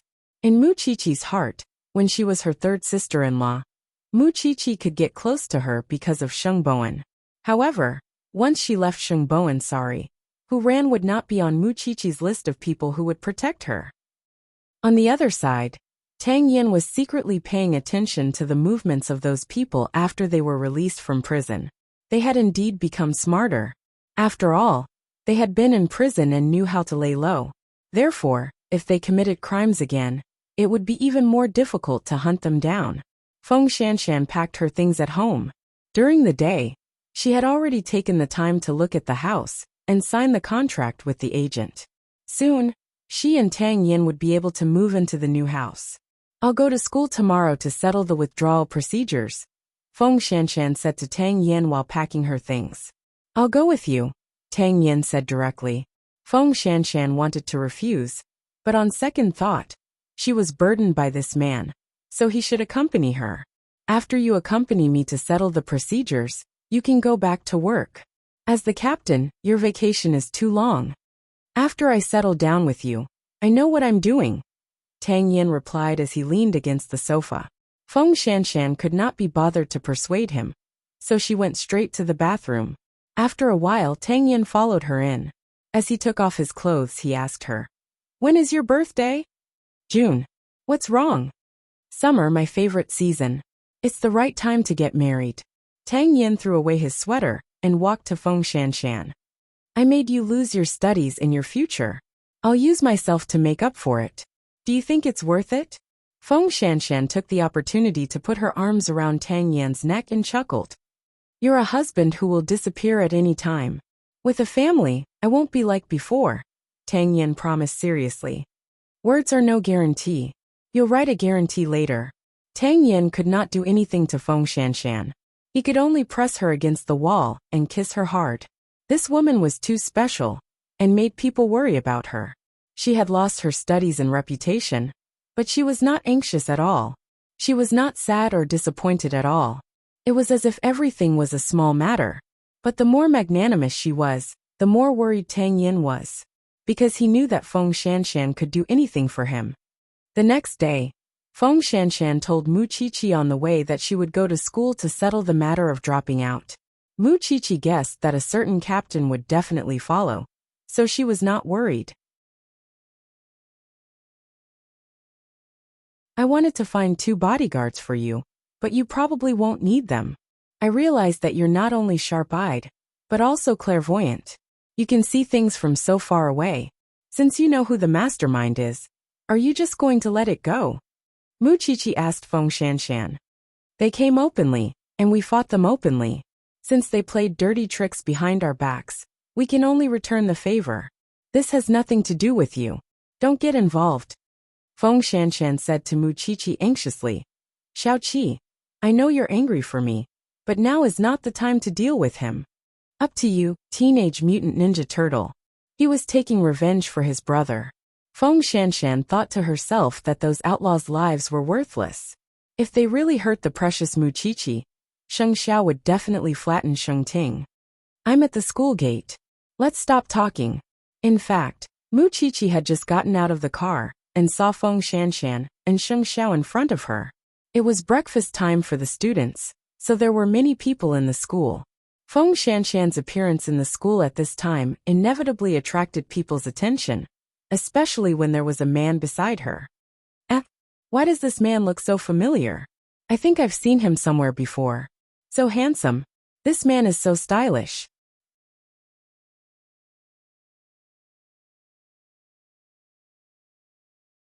Chapter 709. The dean turned around and saw a man following behind Feng Shanshan. He frowned. "Shanshan, why don't you know how to avoid arousing suspicion when you're at the cusp of the storm?" What he meant was, you clearly know how the people in the school are talking about you, yet you still brought another man here. Are you this shameless? Feng Shanshan tilted her head slightly and said to the dean, "I'm here to withdraw from school. The school shouldn't have the right to ask about my private affairs, right? Director. Child, you're really not good at all. The school is full of rumors about you, and you don't even know how to avoid them. How can you still bring a man to school? What kind of person are you?" When Tang Yin heard this, he stepped forward and extended his hand to the dean. Jianchuan Branch 1, Special Investigation Team Leader Tang Yin. The man was shocked when he heard who Tang Yin was. He stuttered, I'm sorry. I didn't mean that. Hello. I'm here to help my fiancé complete the withdrawal procedures, Tang Yin said bluntly. Fiancé. Hearing these words, the dean broke out in a cold sweat. Fortunately, he did not explicitly tell Feng Shanshan. Otherwise, the consequences would have been unimaginable. So it's my fiancé. Feng Shanshan retreated behind Tang Yin and let the man block everything. She did not want to see the dean's face. Tang Yin exuded a calm and unapproachable aura. This made the dean not dare to act rashly from the beginning to the end. In the end, Feng Shanshan deliberately made things difficult for the dean. Didn't you say that I can come to you for self-study in the future? What are you talking about? You have an expert by your side. How could I have the chance to do such a thing? The dean quickly waved his hand. I hope everything will be fine for you in the future. The two of them went through the formalities at school, but the news about Tang Yin was still spread by the school. This Feng Shanshan is really capable.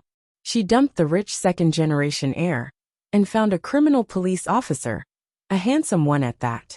This criminal police officer is really willing to be a sucker. Feng Shanshan's matter has become so big, yet he can still tolerate it. Rumors and slanders spread like wildfire. They were all girls who didn't have a secret. However, in this world, it was always women who made things difficult for women. But when he saw that Feng Shanshan had such a handsome man by her side, his mockery was subconsciously tinged with jealousy. He did not know what kind of luck Feng Shanshan and Mu Qiqi had. They were clearly ordinary, but they just happened to get the best resources. When Feng Shanshan left Shengting, she held her head high and did not feel embarrassed at all, because she knew that the man beside her would not mind. Aren't you going to say goodbye to Mu Qiqi? Tang Yin asked Feng Shanshan when they walked out of the school gate. Feng Shanshan shook her head and smiled. No need. We'll be neighbors soon. As a matter of fact, Mu Qiqi watched Feng Shanshan leave. Not far away, she also saw the culprit who framed Feng Shanshan. He probably heard that Tang Yin had come to school, so he wanted to see what the police officer who had sent his brother to prison looked like. This was just the beginning. There was still the future. Mu Qiqi looked at the other party, who looked like a good student. She felt that this person and the dean should be family. He was so dignified. That's strange. It's clearly a very embarrassing thing. But why do I feel that Feng Shanshan was quite glorious when she left? That was when Mu Qiqi heard the discussion around her. If I had such a boyfriend, I wouldn't care about anything. After leaving the school, Feng Shanshan turned her head and asked Tang Yin, who was driving, what if I say that I want to do something bad? What do you think? As long as it's not a crime, it's your freedom. I'm afraid that if I don't do anything, Mu Qiqi won't be able to help me. You know how she is. She likes to meddle in other people's business, but I don't want to involve her, Feng Shanshan explained. The two of you really know how to sympathize with each other. That's because you don't know. I used to hate her to death. We were sworn enemies. Feng Shanshan thought about it. She had taken the money to monitor Mu Qiqi, and suddenly felt that it was ridiculous. But now, she's as important to me as you are. As long as she needs it, I can go through fire and water at any time. This was the first time Feng Shanshan had mentioned Mu Qiqi's importance to her in front of others. After all, Mu Qiqi had been the one to help her when she was at her most difficult time. The two of them only disliked each other verbally and competed with each other.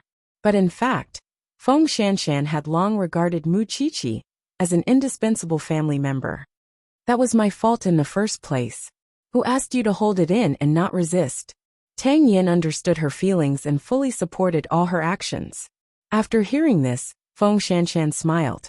She had been exposed in her private affairs, expelled from school and mocked. So, she wanted the other party to have a taste of this. Wasn't he a top student? If the whole school knew who his brother was, how would he feel? I'm very bad. You've always known that. She and Mu Qiqi were just little girls. It was not a big deal. That's because you haven't seen true evil. That person's brother has destroyed countless families. He doesn't care about human life at all. If he can take revenge on you, it means that he agrees with his brother's actions. Shanshan, I've done worse things to catch criminals. This was the dark side that Tang Yin had hidden. No one could touch it, not even himself. Feng Shanshan didn't say anything else. She didn't plan to bring this kind of thing up in the future. After all, Tang Yan's identity was still there. She shouldn't make things difficult for Tang Yan. Although she didn't commit any crimes, taking revenge on that person was no different from that person. Therefore, she changed the topic. The landlord said that the procedures can be completed in 5 working days.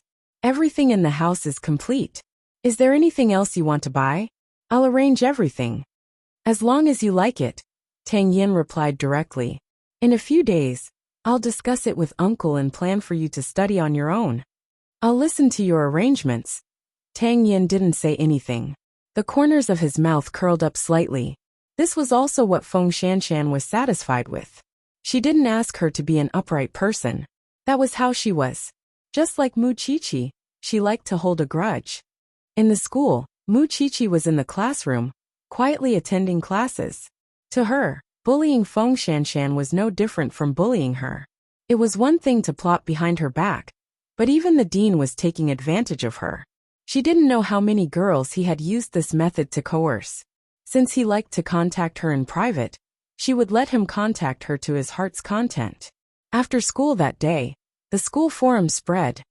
Someone anonymously reported that the dean of Shengting's forensic department was involved in some shady business. Who didn't know how to make up stories?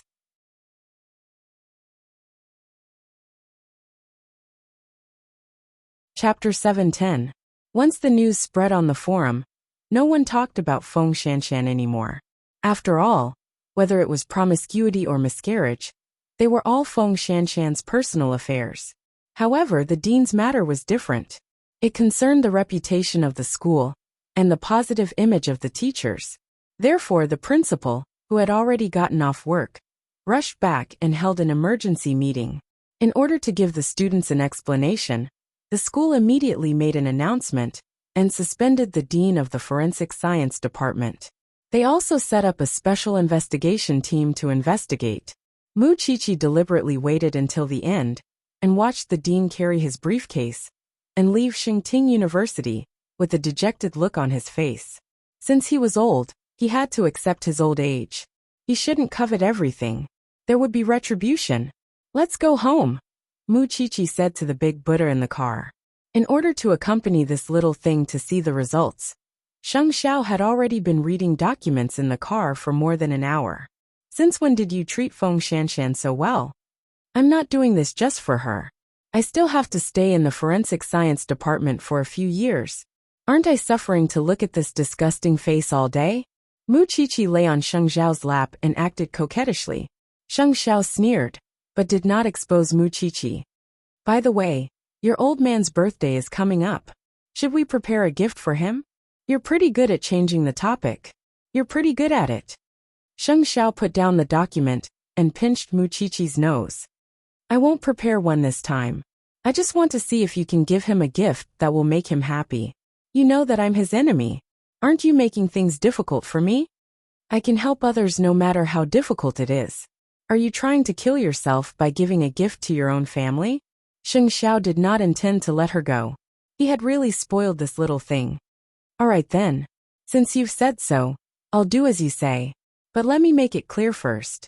Before the gift is ready, you're not allowed to ask anything.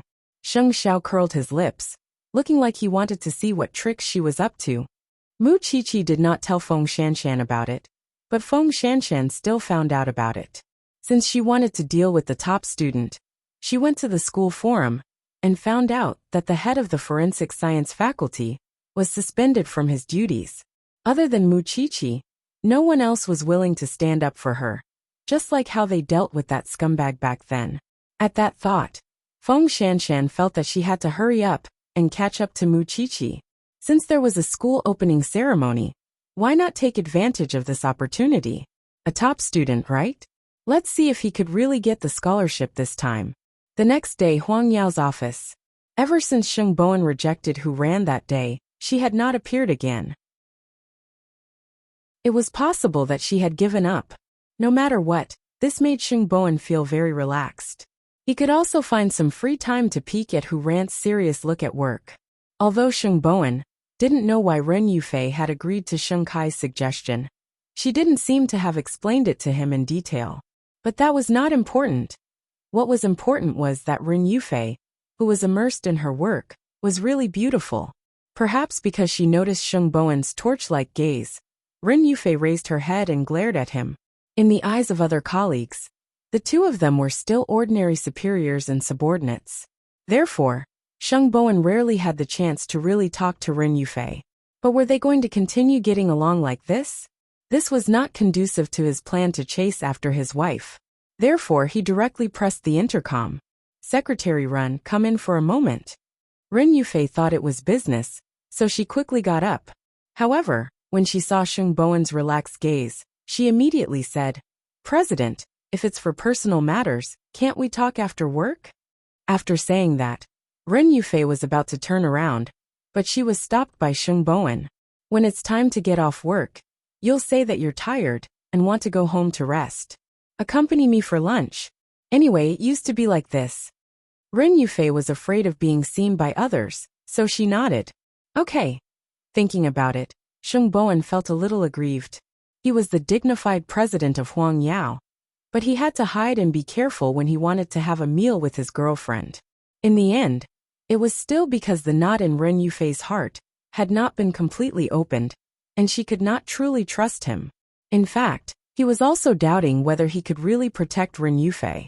After the two of them got off work and were about to go out, they met the vice president of the company, who sent them an urgent document. "You'd better not go out to eat, because you'll have a headache soon." "What's going on?" "The new products for next season haven't been released yet, but imitations have already flooded the market." The vice president showed the report to Sheng Bowen. "At present, we don't know who leaked it. It seems that the person's position isn't low." Sheng Bowen looked at it, and could only look at Ren Yufei helplessly. Ren Yufei did not blame him. She just said, "I'll order food for the two of you right away, including yourself." Sheng Bowen did not forget to remind her before closing the door. "This secretary is really considerate." The vice president could not help but sigh. "Don't have any ideas about her. She's already your chairman's granddaughter-in-law," Sheng Bowen said. When the vice president heard this, he immediately felt a sour taste in his mouth. He also smiled. "I say, a dignified president cares about a secretary. I really have to congratulate him. This matter is a secret for the time being," Sheng Bowen instructed the vice president. Got it. Let's get down to business first." Sheng Bowen smiled and looked at Ren Yufei through the glass. This woman really made him feel at ease. However, how would he know that Hu Ran had hired someone to follow Ren Yufei? Hu Ran did not flare up now, because she had not seen anything explosive yet. After all, it always took time to follow someone. Sheng Bowen stayed in the company until evening when he received a call from Sheng Minglan. She and Jing Yun were boarding the plane that night. Thinking that eighth brother and the others had already gone to see them off, he also pulled Ren Yufei and said, "Come with me somewhere." "But, are you unwilling?" "No, I have to go home and change my clothes." Ren Yufei looked down at herself and said, "I'm too professional." "It's okay. Minglan and the others won't mind. You're already my girlfriend, so can't you see my family? Fourth sister is going abroad today. I don't know when we'll see each other again." "All right, I'll go with you." Ren Yufei could not take it anymore. She had seen Sheng Bowen act coquettishly in front of Sheng Xiao and Sheng Minglan. This man would only show such a side to people he truly cared about. Therefore, she felt that she was warmed to. The two of them quickly got into the car. At this time, Sheng Bowen asked Ren Yufei, "You've been by my side for so long, but I still don't know about your family situation. Where are your relatives?" Chapter 711. Sheng Bowen saw that Ren Yufei's face was pale, and realized that he might have said something wrong. He quickly tried to smooth things over. "If you don't want to talk about it, we won't mention it. It's not like that." Ren Yufei tilted her head to look at Sheng Bowen and replied, "I just feel that family matters can't be brought up in public." "There's nothing that can't be brought up in public. Look at Xiao Qi. She never belittles herself," Sheng Bowen said. "If you're willing to tell me, I'll listen. If you're not willing, Then we'll wait until the day you untie the knot in your heart. Rin Yufei was silent for a while and finally admitted defeat. Actually, I have 2 younger brothers at home. Because I had to raise my younger brother, my parents sold me to a couple who couldn't have children when I was 4 years old. However, after a car accident, the couple left and I was homeless, so I was sent back. Later, my parents didn't have any more ideas about me. It's just that I don't have anything that my younger brother has. So I secretly swore that one day, I would escape from my original family. After I became an adult, I relied on my own efforts to get into university and worked part-time to study. However, my parents knew about my situation and wanted me to earn money to buy a house for my younger brother. I couldn't take it anymore, so I broke up with my family. Later, I entered Huangyao and was taken in by CEO Sheng at that time. He asked me to, "But you didn't do anything to hurt me," Sheng Bowen said with a smile. At that time, I needed this income. I couldn't be fired by CEO Sheng. But in the end, you didn't take this path. Sheng Bowen looked at her and his expression softened. Look, it's not a big deal to say it now, right? Chairman, do you really not despise my birth? Rin Yufei's expression was very unconfident. I really know myself. I really don't want to climb up the social ladder. You're just doing it because you have feelings for me. Rin Yufei did not say anything because Sheng Bowen had already said what was on her mind. Yufei, I was born into a wealthy family. It's not as amazing as you think. I was also imprisoned by the old man and lost my freedom and life. Since that's all in the past, let's look forward, okay? After Rin Yufei heard this, she nodded and felt a little relieved. Sheng Bowen might not be as good as Sheng Xiao, who could strategize everything. However, the feeling he gave people was real. He might not be able to save you from danger, but when danger came, he would definitely stand in front of you and bear the pain for you. You're probably the easiest person to get along with among the rich and powerful. The rich aren't as scary as you think. I can't help but criticize Little Seven again.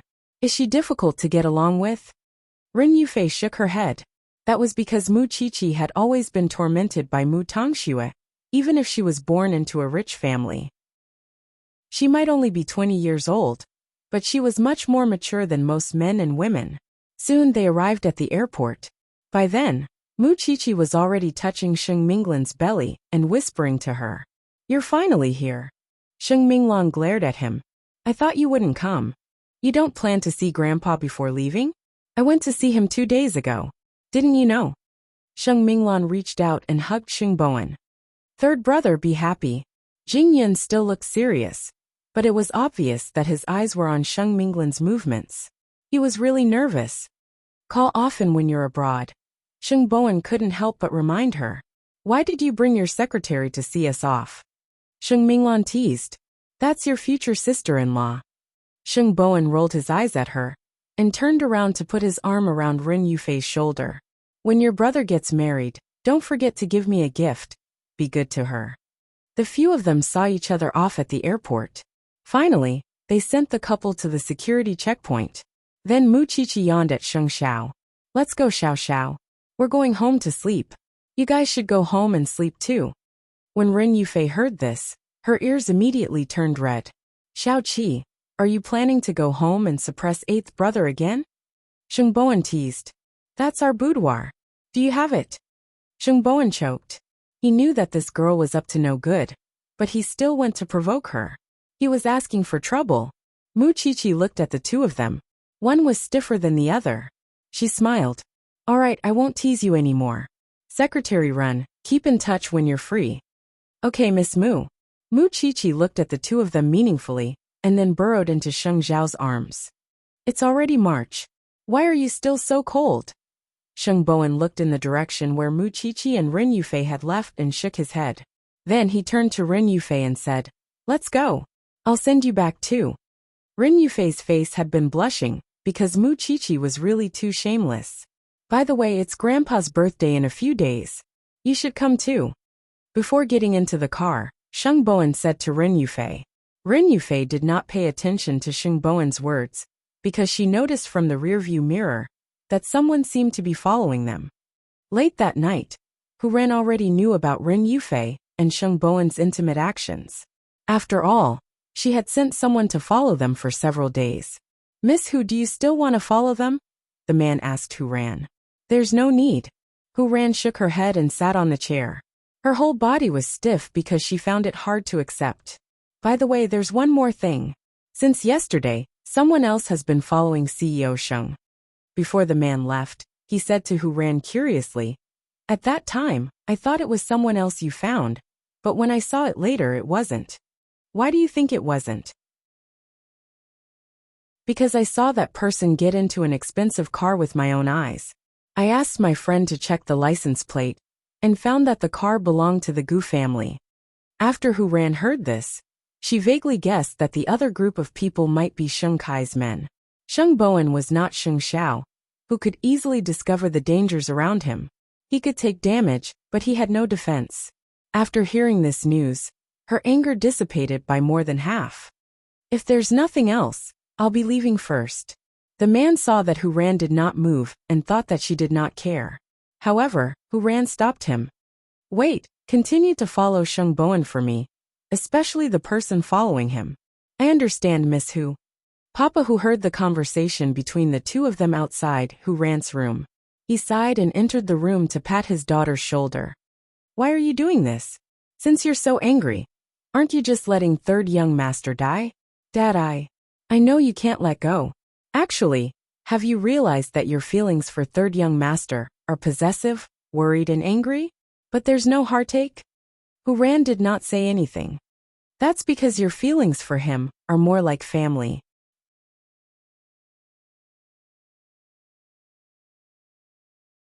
Chapter 7:12. The reason why you're angry is because there's no man more outstanding than him by your side for the time being. But he started a new relationship so quickly. You think his feelings are cheap. But baby, there's never been a deep love between the two of you. He met the person he really likes and pursued her. Is that wrong? If it were you who fell in love with someone else, even if you were married and asked for a divorce from third young master, he wouldn't blame you. Do you believe it? Papa Hu's words calmed Hu Ran's heart. She believed it because Sheng Bowen was such a good person. Originally, the two of you could still be family, but your recent actions have caused a lot of trouble for the two of you. Daughter, I once thought you were a fool, so I entrusted you to third young master.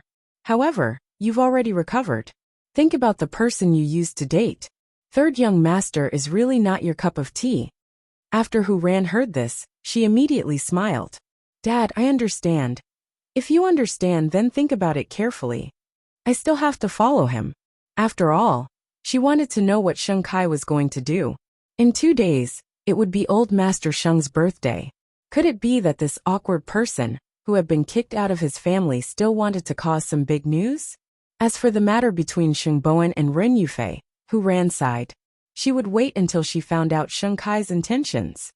2 days later, the various faculties of Sheng Ting held activities related to the opening ceremony one after another. Feng Shanshan found out from the forum which day the activities of the Foreign Languages Department were going to be held. And that top student was called Cheng Xia. As a man, he had already abandoned his gentlemanly demeanor and used a woman's privacy to attack others. He would be treated the same way, or even more miserably. The opening ceremony of the Foreign Languages Department started at 7 in the evening. After Feng Shanshan went to sign the contract with the agent that day, she gave Mu Qiqi a call. Are you going to watch a show tonight? When and where? Mu Qiqi asked with interest. The auditorium of the third teaching building at 7 o'clock. If nothing goes wrong, it should be very exciting. Then I'll see you at school at 6:50.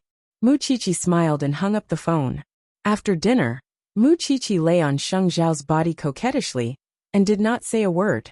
Sheng Xiao lowered his head to look at the little one and knew that she must be up to something again. Tell me, Feng Shanshan asked me to go to the school to watch a play tonight. I think I should go. What do you think? Mu Qiqi asked in return. I'll bring Su Che there. Be careful. You've already thought it through. Why are you still asking me? Sheng Xiao pretended to be angry and pushed Mu Qiqi away. Mu Qiqi observed Sheng Xiao for a while before suddenly asking, Or, do you want to go too? Do you think I'm in the mood for that? Sheng Xiao mocked. Come back before 9, or you'll sleep in the living room tonight. Mu Qiqi smiled but said nothing. She only kissed him on the cheek before turning to leave. At 6:50 p.m., the two of them met outside the auditorium on time. Taking advantage of the fact that the foreign languages department was about to begin, everyone was already in position. Therefore, the two of them sneaked into the last row of the auditorium. Are you ready? Mu Qiqi asked in a low voice under the light. You just need to wait and see. Feng Shanshan pointed at the auditorium with her chin and answered. The two of them hid among the students in a low-key manner. Because the lights were dim, no one noticed that the two of them had sneaked into the classroom. Then, the leaders of the foreign languages department rushed forward to speak first. Which segment is the award of the scholarship? Mu Qiqi really hated such a long foreshadowing, and asked Feng Shanshan in a low voice. What you should be asking is when that scumbag's background will be exposed. Let's continue to watch. As the two of them were talking, they saw Cheng Xia stand up from the first row. It turned out that he was one of the hosts of the event today. With such a harmless face, no one would have thought that he would be so despicable. Cheng Xia was a talent in the foreign languages department. He had a good relationship with both men and women, and was very open in the event. It could be seen that he was very confident. However, he was too talented, so of course, he would attract jealousy. Feng Shanshan had studied the forum for a long time, before she found the weakness and enemy of this influential figure. As the president of the Student Union of the Foreign Languages Department, Cheng Xia, say a few words to encourage these lazy pigs. The attendance rate of the new semester is simply a joke. The dean sat below the stage and said to Cheng Xia, who was standing on the stage. Cheng Xia smiled and looked very obedient. Especially the vice president. Xiaodong, you should learn more from Cheng Xia. What this person called Ji Xiaodong couldn't stand the most was comparing him to Cheng Xia, especially by the director. In the past, he did not know Cheng Xia's background, so he could not refute it. However, ever since he received the document from the kind-hearted person, he no longer cared about Cheng Xia. What should I learn from him? How about taking drugs? Ji Xiaodong sneered. Dean, do you really not know that his brother has just been released from prison, and is an out-and-out demon? If I learn from him, then what will become of those soldiers who lost their lives to drug enforcement? After hearing his words, the dean's expression changed. Not only that, but everyone present who pricked up their ears to hear it also changed their expressions. Ji Xiaodong, what nonsense are you spouting? The dean quickly scolded him. Cheng Xia knows very well whether I'm spouting nonsense or not. Ji Xiaodong sneered. I don't want to hide it from others. In the past few years in school, you've kept your mouth shut about your family matters. If this isn't hiding, then what is? Ji Xiaodong and Cheng Xia started to argue. Don't you find it disgusting and ironic that the younger brother of a criminal flaunts his prowess in school every day and takes the school's scholarship? Ji Xiaodong, shut up. You've gone too far. The dean quickly stopped him. Dean, I won't say much else. I'll just say a question in my heart. After knowing his background, even if you think he's not wrong, do you still want to award the scholarship to him?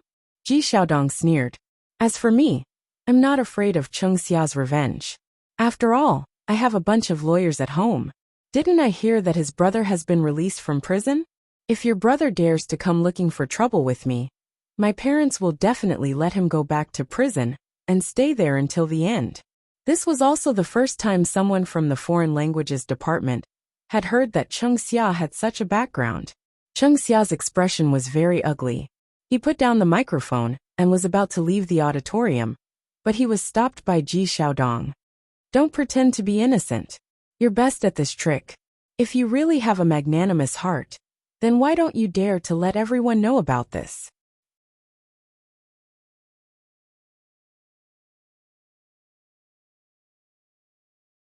Chapter 7:13.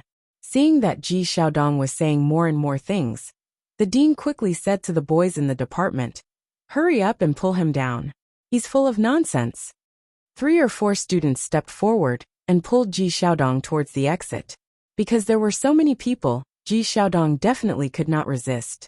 As he walked, he said, Chung Xia, everyone in the school is qualified to receive a scholarship, but you don't. You're still so shameless. Outside the door, Ji Xiaodong's voice was getting further and further away. Chung Xia stood on the stage and had already lost all face. Everything happened too suddenly, so no one could react in time. They only felt like their ears were exploding from this explosive news. Let's continue the event. Chung Xia, come with me. The dean stood up from his seat and said to Chung Xia. Chung Xia was stunned for a moment before he walked down from the stage. He tried his best to make himself look like his legs were not weak. Who is it? Using that idiot Ji Xiaodong to humiliate him? When Chung Xia left the stage, he glanced at the entire audience. However, he did not find anything unusual. However, he had hidden his brother's matter so well. How did Ji Xiaodong know about it? Mu Qiqi and Feng Shanshan buried their heads under their seats. When Chung Xia was called away, that would be the climax. Because the entire Department of Foreign Languages was in an uproar. Thinking about the students who entered the Department of Foreign Languages. Even if they did not come from rich families, their families were at least clean. However, Chung Xia was an exception. Moreover, his brother did not do anything sneaky, but did the most disgusting thing. I'm convinced too. To think that I had a crush on Chung Xia. I really didn't expect him to have such a terrifying brother. Isn't the most terrifying thing that a dangerous person like him doesn't tell anyone? Although he's the younger brother of a criminal, and he's not wrong. Because of his brother's shady business, I hate him too. What scholarship? The school really shouldn't have given it to him. Gossip was a fearful thing. It was not Feng Shanshan's fault that her private affairs had been made public and discussed by others. However, others could say extremely vicious things about her. Now that it was Chung Xia, he would let him have a taste of the pain of being despised, reviled, and wronged without being able to explain himself. Is it safe for you to look for Ji Xiaodong? Don't drag innocent people into this mess. Don't worry. Even if Chung Xia's brother wants to take revenge, he'll think about it. After all, Ji Xiaodong's family is full of lawyers. Unless he still wants to get in and drag Chung Xia in. I've been waiting on the forum for a few days. There were other candidates, but in the end, I felt that he was the most capable. Feng Shanshan explained. So, I sent this person the information about Chung Xia's brother. How can you be sure that Ji Xiaodong will cause trouble for Chung Xia on this occasion? I can't guarantee anything, but I've already asked the cleaning lady to replace their PowerPoint slides after they finish rehearsing. I thought that Ji Xiaodong might be able to support them, but I didn't expect him to be so strong. The PowerPoint slides haven't come in handy yet. After hearing that, Mu Qiqi gave Feng Shanshan a thumbs up. Are you happy now that you've taken your revenge? I'm happy. Let's go. Feng Shanshan answered and got up from the back seat without hesitation. Under everyone's gaze, someone noticed Mu Qiqi and Mu Qiqi. Isn't that Feng Shanshan and Mu Qiqi? Why are they here? Could this be a coincidence? Impossible. Feng Shanshan was expelled from school. Mu Qiqi is from the Faculty of Forensic Medicine. Why would she come to our Faculty of Foreign Languages? Everyone began to discuss. Some people were good at reasoning and came to their own conclusions. You see, my guess is correct. Those two people just now are Feng Shanshan and Mu Qiqi. The reason why they're here is to watch our event. But our event is very common. The Faculty of Forensic Medicine will also hold it. So, I think the biggest possibility is that they're here because they knew that Chung Xia would make a fool of himself tonight, and specially came to watch the show. But the three of them have no grudges against each other. Why would the two of them do this? Everyone fell into deep thought. They felt that Chung Xia's matter was very similar to Feng Shanshan's previous grievance. Could it be that Chung Xia was the one who leaked Feng Shanshan's privacy? Everyone felt that it was unbelievable when they guessed this possibility. Why would Chung Xia do this? However, other than that, there was no other explanation. On the other side, Chung Xia and the dean had already entered the office. The dean felt a little uncomfortable, so he turned around and asked Chung Xia, "Is what Ji Xiaodong said true?" "Dean, it's true." Chung Xia decided to be magnanimous. "My brother, he did do something wrong in the past, but he has already paid the price and has turned over a new leaf. Any normal person knew very well how likely it was for a drug addict to relapse. It's not your fault, but what happened tonight must have affected your reputation. After all, with such a background, everyone is afraid of you. Can you understand? The dean asked Cheng Xia helplessly. Cheng Xia was silent for a while and nodded. I understand. It's good that you understand. As for other matters, we'll wait for the school meeting to decide. You should go back and have a good rest. What he meant was that this year's scholarship might be gone. Thinking of this, Cheng Xia immediately knelt down to the dean. Dean, my brother is my brother, and I am me. I haven't done anything illegal. You can't vent your anger on me because of my brother. Cheng Xia, the dean can only help you protect this matter. In the end, it's up to the school's decision. When Cheng Xia said this, he did not feel unnatural at all, because he felt that he was very innocent. But he did not think that Feng Shanshan was innocent. Wasn't Feng Shanshan the person he was venting his anger on? Dean, I'm begging you. I need a scholarship. All right, I understand. You can go back first today. The professor was a little helpless. I also know that this is not your fault. I will do my best to help you, okay? My brother made a mistake, but he has to be implicated. What kind of logic is this? There's no such thing as a son paying his father's debts now. You can't reject me just because of my brother. What he said seemed to make sense, but he seemed to have two sets of standards for Feng Shanshan. Feng Shanshan deserved it, and he was innocent enough to vent his anger on her. Dean.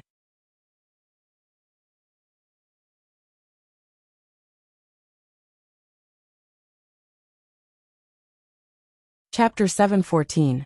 Cheng Xia did not listen to his advice at all. He was even full of resentment. The school is unfair to me. I'll go to the Education Bureau to submit the materials. I just want to know why I have to bear the blame for my brother's mistake. I must get an explanation from the school. Seeing that he did not know what was good for him, the dean could not be bothered to continue talking to him. If you want to sue, go ahead. I won't stop you. Cheng Xia refused to communicate with the dean anymore and ran away from the professor. However, when he returned to the dormitory, he heard his roommates discussing. They all said that they saw Mu Qiqi and Feng Shanshan at the event. Did you see them? When Cheng Xia heard Mu Qiqi and Feng Shanshan's names, he immediately understood something. He admitted that he was the one who exposed Feng Shanshan's matter. But Feng Shanshan had brought it upon herself. She wanted to be with the person who caused his brother to go to jail. He just wanted to teach Feng Shanshan a lesson. However, he did not expect that Feng Shanshan would take revenge after knowing that he was the one who exposed the matter. How shameless was she?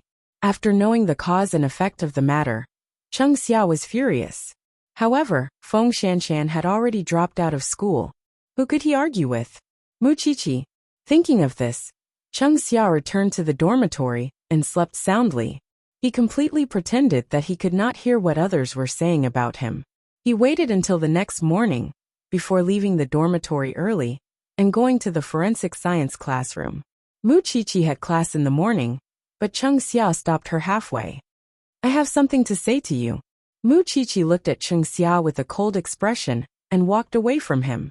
She turned a blind eye to this scumbag. Mu Qiqi, I know it was you and Feng Shanshan who did it. You exposed my brother's matter. Mu Qiqi turned around and asked Cheng Xia. You're allowed to vent your anger, and others aren't allowed to take revenge? That cop sent my brother to prison, but Feng Shanshan insisted on being with him. Shouldn't I hate her? Cheng Xia asked Mu Qiqi matter-of-factly. After Mu Qiqi heard this, she sneered. You caused others to be expelled from the school. Shouldn't Feng Shanshan return the favor? Where did she get her face from? Hearing this, Mu Qiqi finally understood. Cheng Xia did not think that he was wrong at all, so her words became sharp. Then where did you get your face from? Don't you think you're disgusting to expose a woman's privacy? Besides, your brother committed a crime, and the police arrested him. This is a matter of course. What do you have to complain about? You said that someone else made you bear the blame for your brother's mistake. This is called venting your anger. Did you vent your anger on Feng Shanshan too? Every injustice has its perpetrator, and every debt has its debtor. You bullied a woman. And you still have the nerve to talk nonsense in front of me? Why don't you bully Tang Yan? You think it's a Tang Yan? Cheng Xiao was rendered speechless by Mu Qiqi. It's just exposing your relationship with your brother. You should burn incense. I haven't told anyone that you bullied a woman. Otherwise, in the eyes of others, you will not be the brother of a criminal, but a scumbag. Cheng Xiao had no chance of winning against Mu Qiqi. His theory of innocence was useless in front of Mu Qiqi. Just you wait. Mu Qiqi, just you wait. I'll wait for you. I want to see if you can get hold of my weakness and make a good show. After saying that, Mu Qiqi walked around Cheng Xiao and returned to the classroom. It was really disgusting to think that such a lowly person could be a top student. However, in the morning, another rumor spread in the school. Cheng Xiao was the one who exposed Feng Shanshan's matter, because he wanted to take revenge on Feng Shanshan. What happened last night in the foreign languages department was Feng Shanshan's return of the favor. The two of them were returning the favor. As a result, Cheng Xiao could not stay in school anymore. Mu Qiqi was right. The brother of a criminal was not that tragic. He just could not get a scholarship. However, he was a pervert who exposed a woman's privacy. Even the people around him felt disgusted when they saw him. Therefore, after school, Cheng Xiao waited for Mu Qiqi at the school gate. Seeing that Mu Qiqi was about to get into the car, he ran over. Mu Qiqi, tell me clearly. Cheng Xiao stepped forward and pulled Mu Qiqi. Su Che got out of the car and threw Cheng Xiao over his shoulder. Do you want to die? Su Che asked in a deep voice. It's fine, Su Che. This person is shameless and shameless. Let go of him. Otherwise, he'll come looking for you later. Mu Qiqi turned around and said to Su Che. Su Che let go, but he stood beside Mu Qiqi to protect her. Cheng Xiao lay on the ground and questioned Mu Qiqi loudly. Why did you tell others about our conversation? You said I'm disgusting? Aren't you the same? I don't have the time to spread the news about you. You were the one who found the forensic science department and a place where couples like to meet. You even said it with certainty. If someone eavesdropped on you, you can't blame it on me, can you? I don't believe it. Look at yourself and then look at me. How big is the difference between our identities? If I really wanted to deal with you, it would be a piece of cake. So don't discuss me anymore. With that, Mu Qiqi opened the car door and sat beside Cheng Xiao. This man had been listening to the show in the car from the beginning to the end. Cheng Xiao couldn't do anything to Mu Qiqi. He didn't dare to offend her. And he didn't know where to find Feng Shanshan. His life in school was so difficult now that he had been targeted by many people. Therefore, he could only go home and ask his brother for help.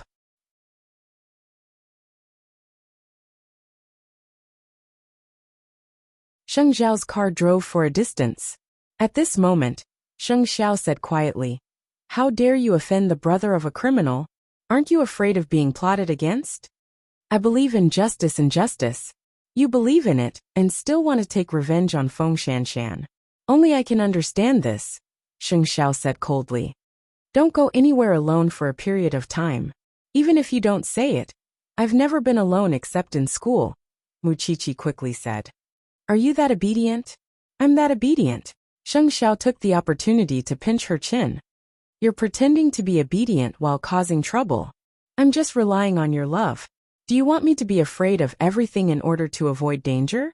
I promised you that I would cherish my life. I'm not just saying that for nothing. But that doesn't mean that I don't have the courage to face danger. Sheng Xiao felt that this thing's eloquence was getting better and better. He let go of her chin. You can come up with all kinds of fallacies.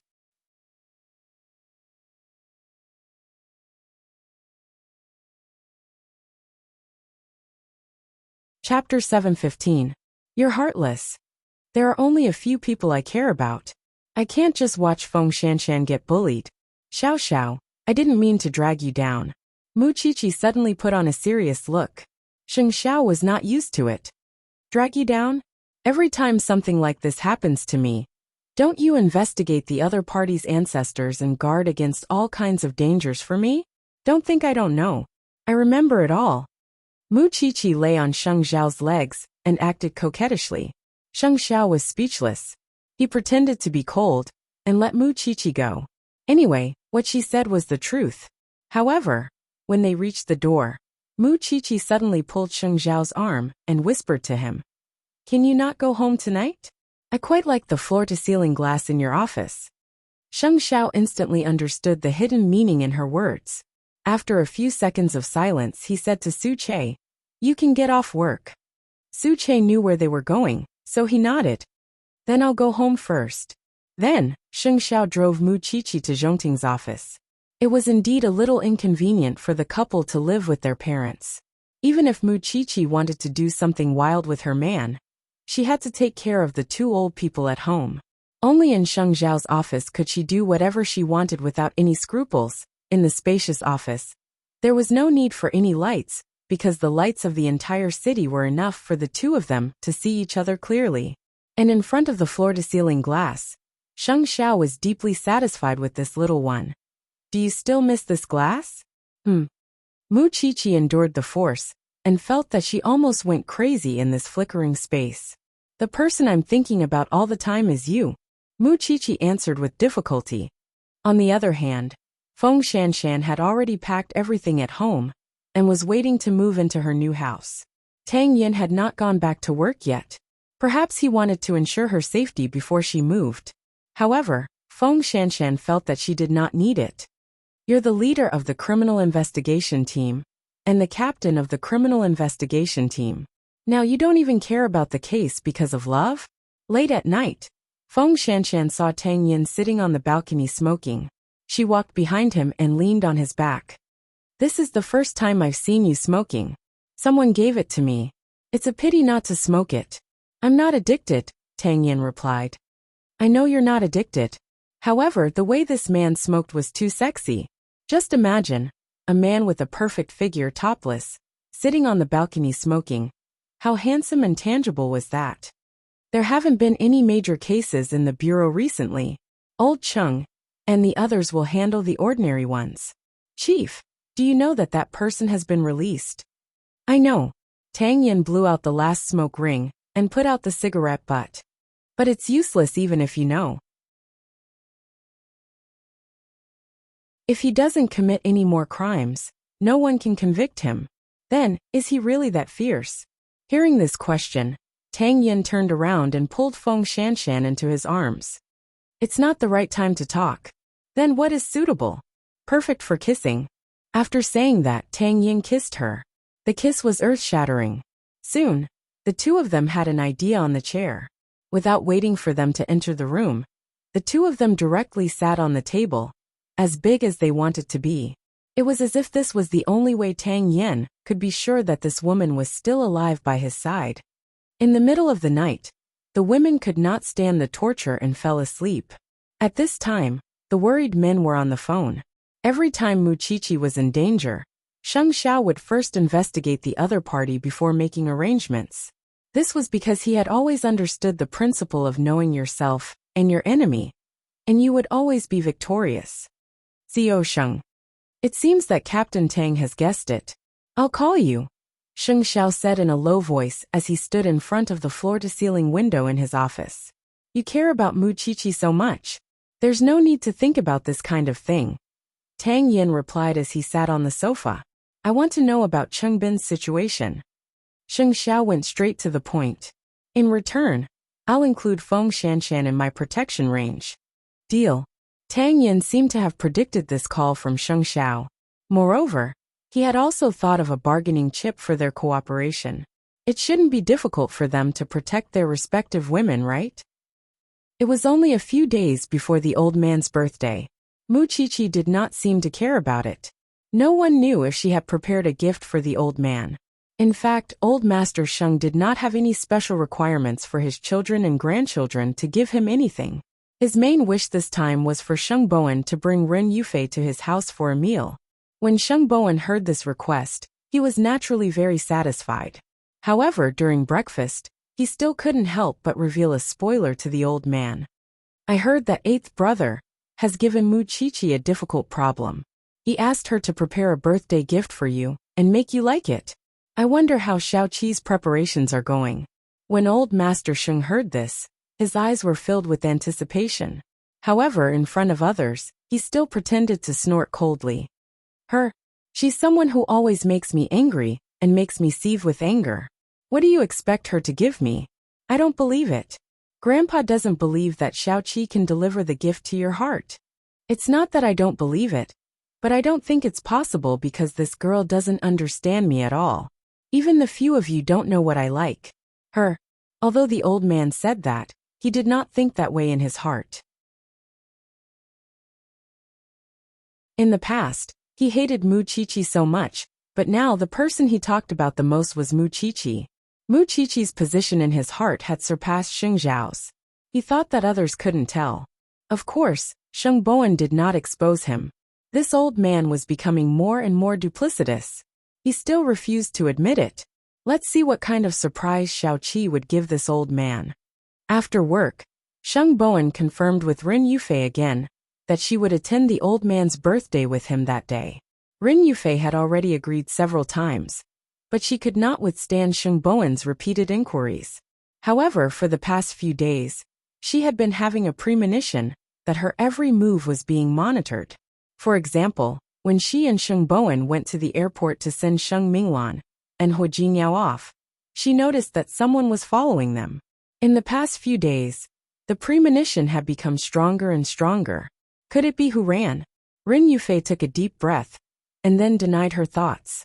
She felt that this kind of stalking did not seem like the kind of quarrel between women.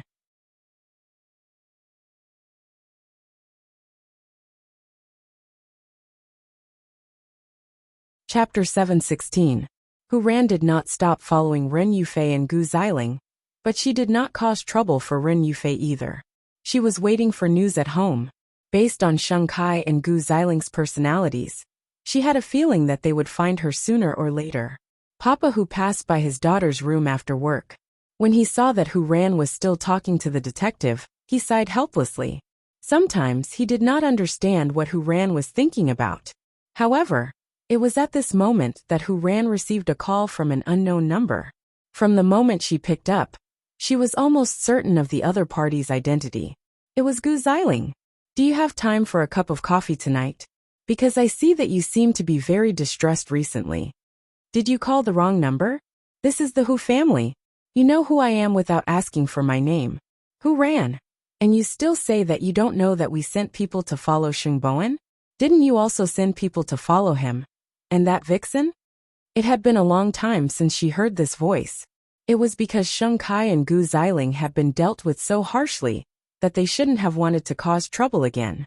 However, judging from the current situation, these two people were most likely going to take revenge on the Sheng family. You and Sheng Bowen are divorced, but you still care so much about him. Why? Shut up, Hu Ran berated loudly. Are you just going to watch Sheng Bowen and that vixen get together? As if she had been stabbed in the heart, Hu Ran's voice was mixed with anger. Tell me, where do we meet? Soon.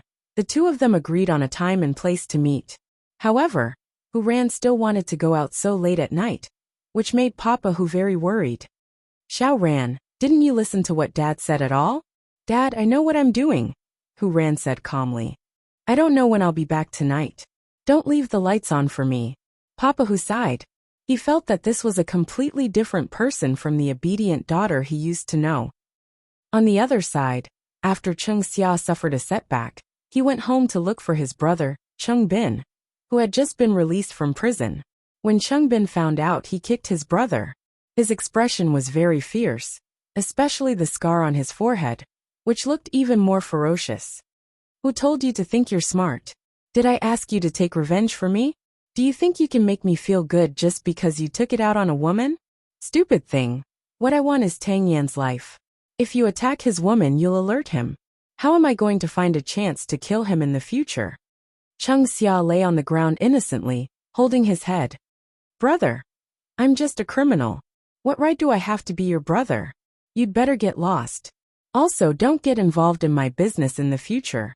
What I do is to kill people. Do you have the guts to do that? Cheng Xia shrunk his head. Of course, he didn't have the guts. Since you don't have the guts, then scram. Tomorrow, I will personally go to the police station to apologize to Tang Yan. Before I am ready, I must not be suspected by this person. I really have a good brother, taking it out on women. In front of Qing Bin, Cheng Xiao was terrified and in awe.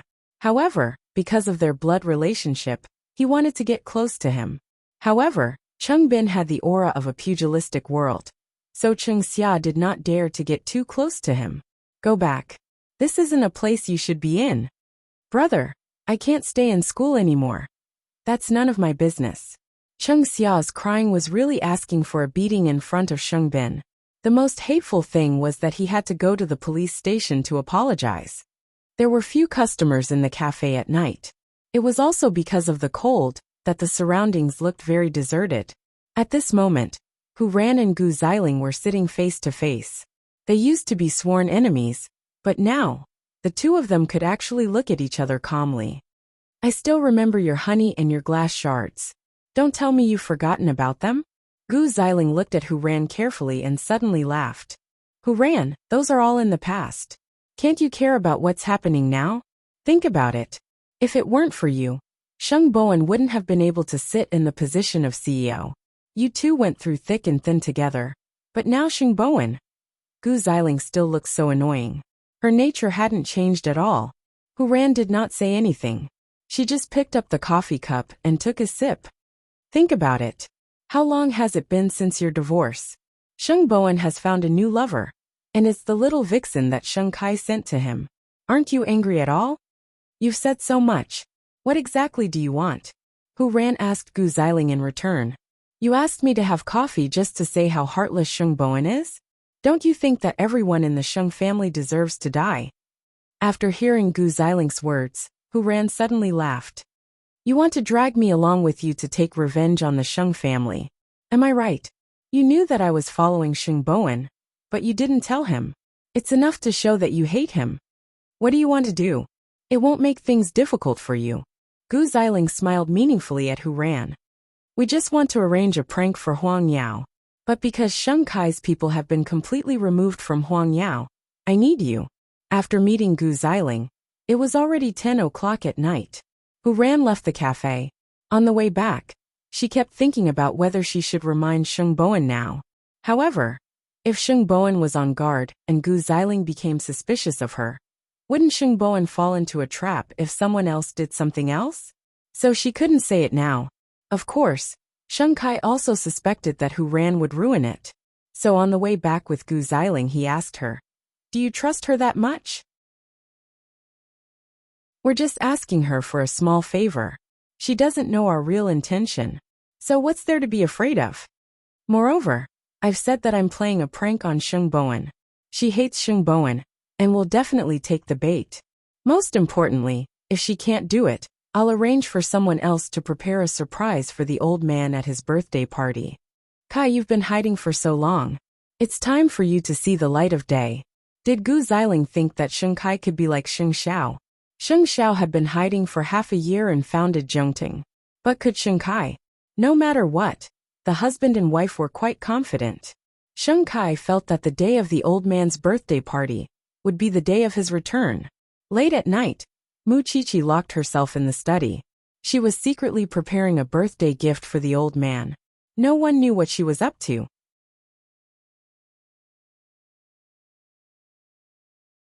Chapter 717. She didn't even put in so much effort for his birthday. Now for the old man, she was completely devoted. Even though he knew that he was the one who gave the order, and had no right to be angry, he still silently drank a bottle of vinegar in his heart. Half an hour later, Mu Qiqi came out of the study, and saw Xing Xiao sitting on the bed reading documents.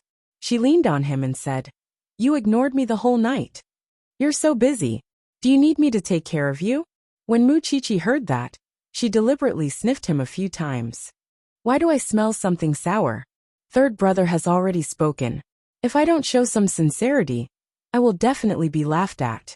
Moreover, this matter was originally done by you, so you have no right to be jealous.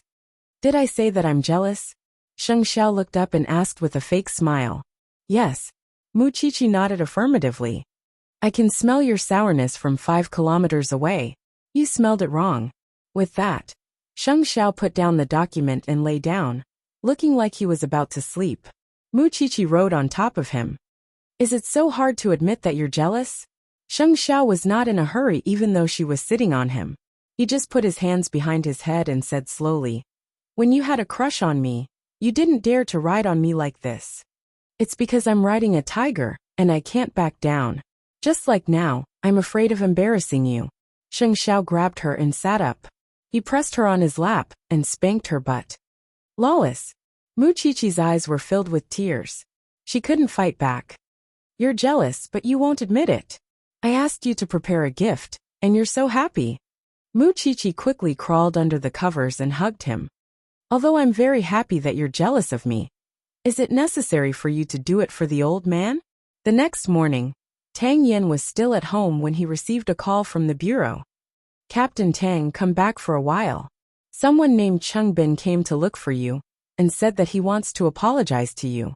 Tang Yan's expression changed slightly when he heard Cheng Bin's name. "Let him go back. There's no need. We told him that, but he insisted that he wouldn't leave the police station until he saw him." Old Cheng answered awkwardly. Tang Yin was silent for a few seconds and nodded. "I'll be right back." What kind of trick was Cheng Bin playing? To ensure Feng Shanshan's safety, Tang Yin planned to bring her along. "You can go by yourself. Why do you need me to follow you?" Cheng Bin has appeared. "I'm afraid that he will use some tricks to lure us away," Tang Yin explained calmly. After Feng Shanshan heard this, she stopped talking and leaned against the car to rest. She was clearly not awake yet, but she was forcefully dragged out of bed by this man. However, thinking that he was worried, Feng Shanshan did not complain anymore. Soon, the off-road vehicle entered the parking lot of the police station. Tang Yin said to Feng Shanshan, "Wait for me in the car. I'll be right out." Feng Shanshan did not refute and leaned against the car quietly. Tang Yin went straight to the reception area of the police station. Cheng Bin was strong and no longer as fat as before. There was a scar on his forehead, probably caused by a fight with others in prison. He should have looked fierce, but he had a warm smile on his face and was respectful to everyone. "Officer Tang, I've finally met you, Officer Tang." The group of people did not know what was going on. They all stood to the side and watched the show. "Why are you looking for me?" Tang Yin was used to being cold. He walked up to Cheng Bin. After all, he did not regret what he did 5 or 6 years ago. "I'm here to apologize on behalf of my brother." Cheng Bin appeared very obedient. "I didn't know that he actually vented his anger on your girlfriend and even caused her to be expelled from the school. These are all matters of the past. I can feel your sincerity. If there's nothing else, you can go back quickly." Tang Yin was still indifferent. This made old Cheng and the others around him anxious. With Captain Tang's conduct, why hadn't he been hacked to death yet? "Okay, I'll leave right away. I also want to be a good citizen now, Captain Tang. Otherwise, I wouldn't have done meritorious deeds in prison. I really want to turn over a new leaf. You did very well, and you did the right thing." After hearing Tang Yan's praise, Cheng Bin smiled as brightly as a child. "I don't touch that thing anymore. Captain Tang can arrest me at any time. I'm a criminal police officer now. I don't care about what happens there." Cheng Bin nodded and placed the local specialties in front of everyone before turning to leave. However, when he entered the parking lot, he saw Tang Yan's car. Looks like that woman is really important to him. He actually brought her with him. Of course, Cheng Bin did not stay for long. He drove the tattered second-hand car and left the police station. However, at this time, the people from the branch office exploded. "Captain Tang, you were a narcotics officer before? Otherwise, why would such a criminal know you?" "No. That's strange." Senior Brother Long crossed his arms in thought. "Captain Tang, do you have any secrets that you're hiding from everyone? If there's nothing else, I'll continue my vacation." Tang Yin did not intend to reply to anyone's questions. These single dogs just liked to be suspicious. Then Tang Yin returned to the car. Feng Shanshan quickly asked, "What's the result?" "The Cheng Bin I saw today was like a completely different person. He used to be such a sinister person, but now he has a smile on his face when he sees everyone. It makes people unable to reach out to him." "Then what exactly does he mean?" "He came to tell me that he has changed his appearance. If it were someone else, I might choose to believe him, but he..." What's wrong with him? He's just here to test me. I don't suspect him. This person used to be able to mix around with big shots at home and abroad. Do you think he doesn't know how to act? Tang Yin asked. Most importantly, he came out in 5 or 6 years of a 15-year sentence. 3 of his sentences were commuted, and all of them were meritorious services in prison. Such a person is not as useless as he looks on the surface. Feng Shanshan nodded. She did not dare to let down her guard against Chungbin. After all, her life and Tang Yan's were tied together. She could not see any mistakes. Perhaps you have to come into contact with such people often. Aren't you afraid? Tang Yan asked curiously when he saw that Feng Shanshan did not say a word. With you around, Feng Shanshan replied. Sometimes, I'm even glad that I don't have to study, because this way, you can tie me to your belt and bring me with you at all times. Graduating from school and graduating through self-study are 2 different things. I've never seen anyone like you who doesn't care about having their lives ruined.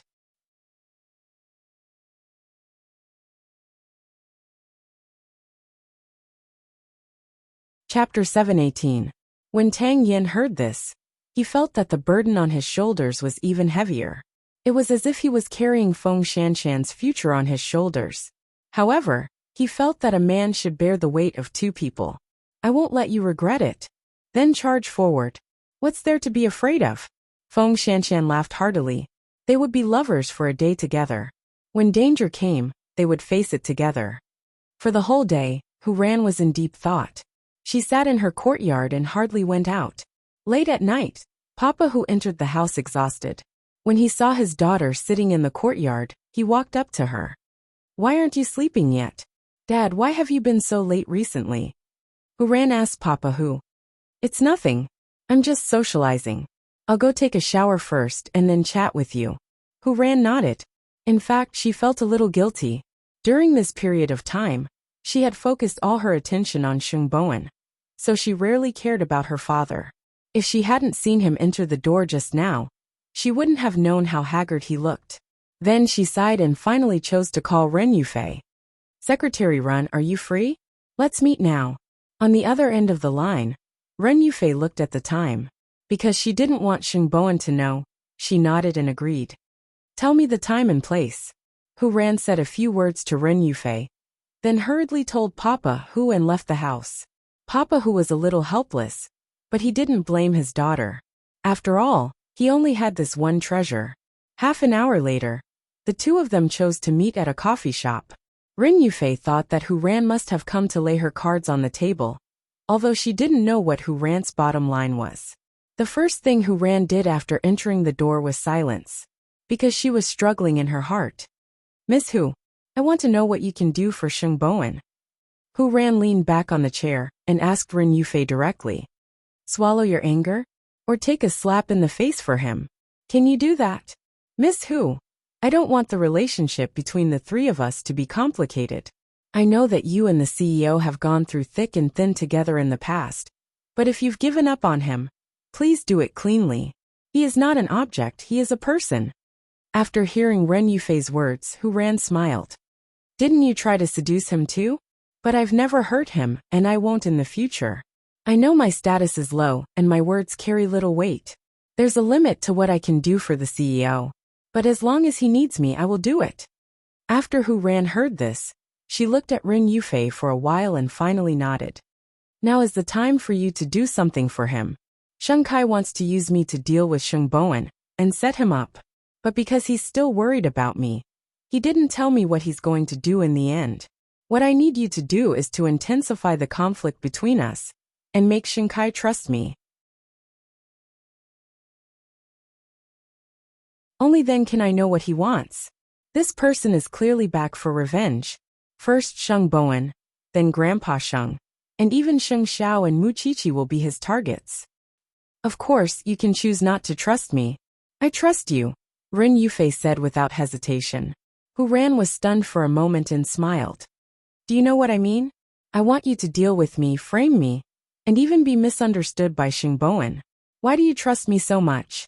I just want to ask, why are you still willing to help the CEO when you think he hurt you so much? You should be the same as Sheng Kai. You should hate him. I've been sitting at home thinking about this question all day. Hu Ran shook the coffee cup in her hand and said, when I found out that you guys were together, I felt very uncomfortable. But that feeling was actually like when my stepmother stole my father. Later, Gu Xiling came to find me. At that moment, I only felt that my family was in danger again. I don't even remember how to be angry at you. My father was right. I've always treated Sheng Bowen as a family member who has gone through thick and thin with me. I don't allow others to interfere with our special relationship. But now that I think about it, I'm only worried about him. I really don't hate him. Surprisingly, I don't hate you either. If I still lie to myself that it's love, then I'm probably really blind. After saying this, Hu Ran laughed to herself. She felt ridiculous. If it weren't for Dad, I might have really fallen for him. However, I helped him not because I'm great, but because Gu Xiling and her husband are really too annoying. No one can know that I'm looking for you tonight, especially Sheng Bowen. He's not good at acting. I'm afraid that Sheng Kai will see through it. If you believe me, then join forces with me. However, it's possible that you and Sheng Bowen's future will be at stake. What's the point of liking someone? Don't you just want him to be well? Ren Yufei replied frankly. I believe you. But Miss Hu, if you use me and hurt the CEO, I'll fight you to the death. Hu Ran wanted to get up, but when she heard these words, she was shocked. I've underestimated your feelings for Sheng Bowen. After saying that, Hu Ran got up and left. She looked around to see if anyone was following behind her. After saying this to Ren Yufei, Hu Ran felt relaxed. Was it because the thorn had been pulled out? Perhaps it was because it had been too hard to pretend to be stupid for those 2 years. So she stuck close to Sheng Bowen. Now that she thought about it, she almost made a mistake. It was precisely because she was too engrossed in her thoughts that Hu Ran almost hit a straight car when she turned a corner. In the darkness, the man in the car got out of the car and took a look. Then, he knocked on Hu Ran's window and handed her a business card. Contact this person for compensation. You scratched my car. Then the man left like a ghost. Hu Ran held the business card with lingering fear in her heart. She even thought that she had seen a ghost. The next day, Ren Yufei went to the Sheng family early in the morning to fulfill her task as a special assistant and pick up Sheng Bowen to work. This was because she knew very well that only by acting close to Sheng Bowen could she anger Hu Ran. Why are you here? Sheng Bowen was naturally as happy as a child. Since I'm a special assistant, I'm naturally here to pick you up. Ren Yufei answered very naturally. That's the right way to think. Usually, Ren Yufei would let Sheng Bowen go home by himself to avoid arousing suspicion. This treatment was really not easy. Have lunch with me at noon. I know a lover's restaurant with a very good environment. After hearing Ren Yufei's words, Sheng Bowen felt flattered. Are you serious?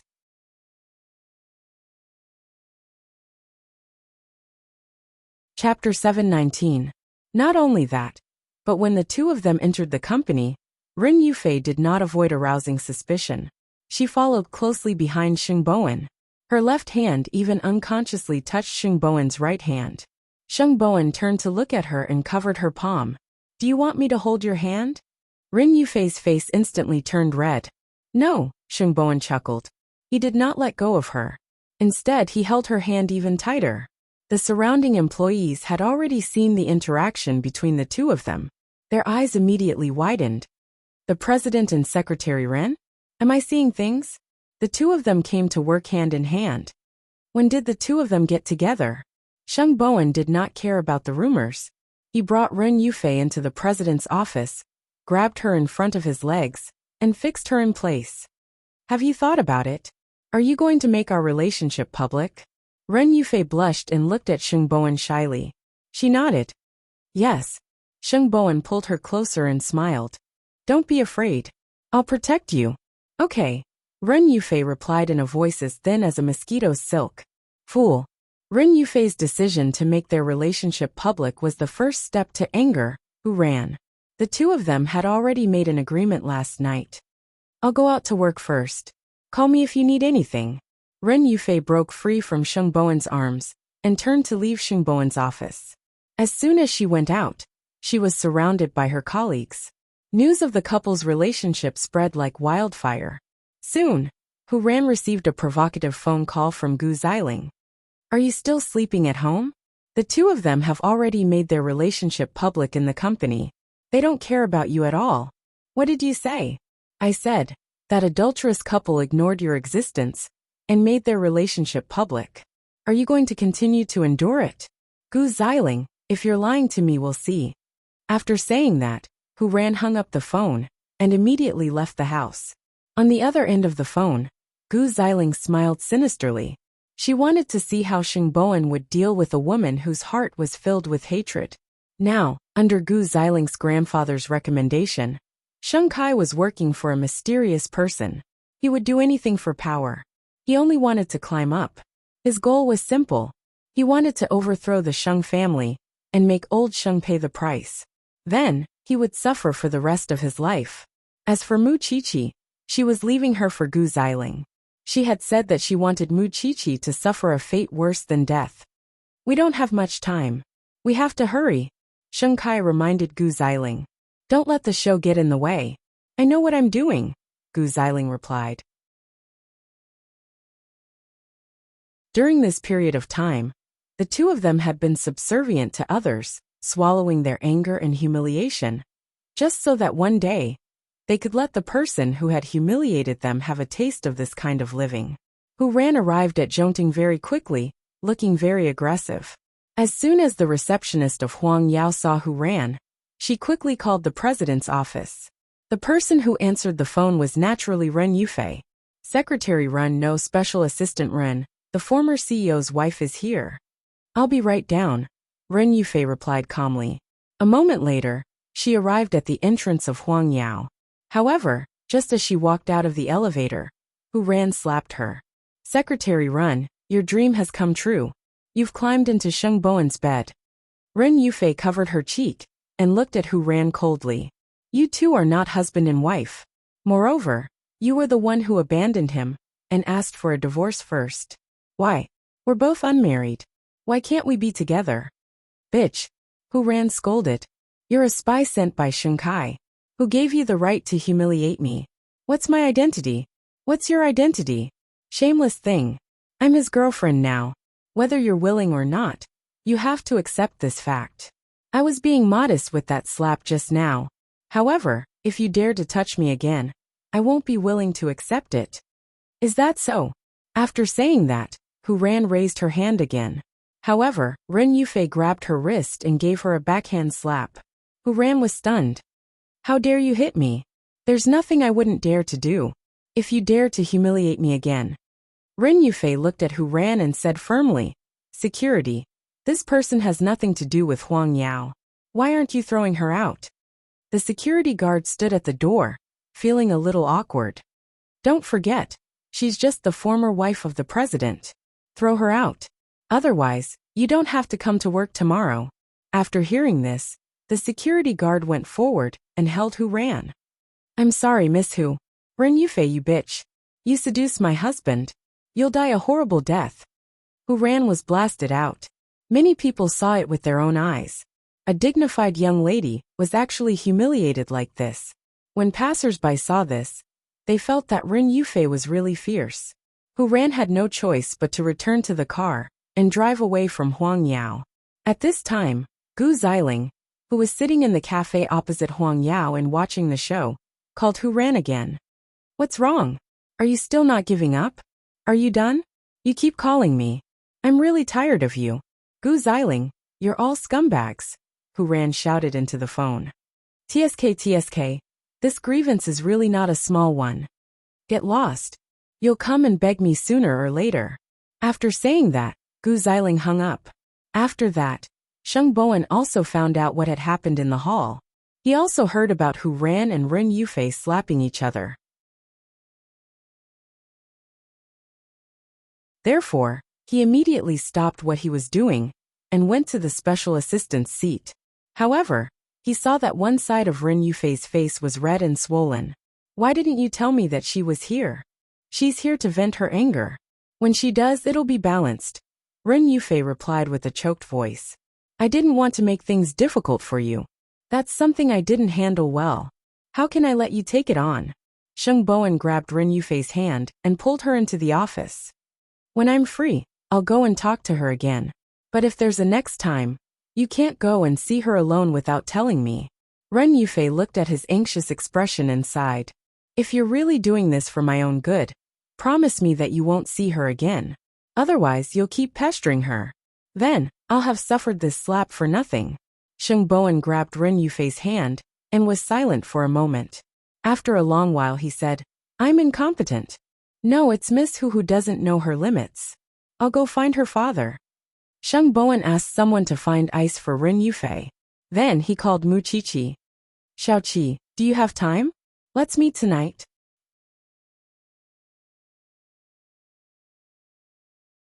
Chapter 720. After sending Ren Yufei home that night, Sheng Bowen drove to the Banyan courtyard. When Mama Sheng saw third brother, she treated him like her own son and took good care of him.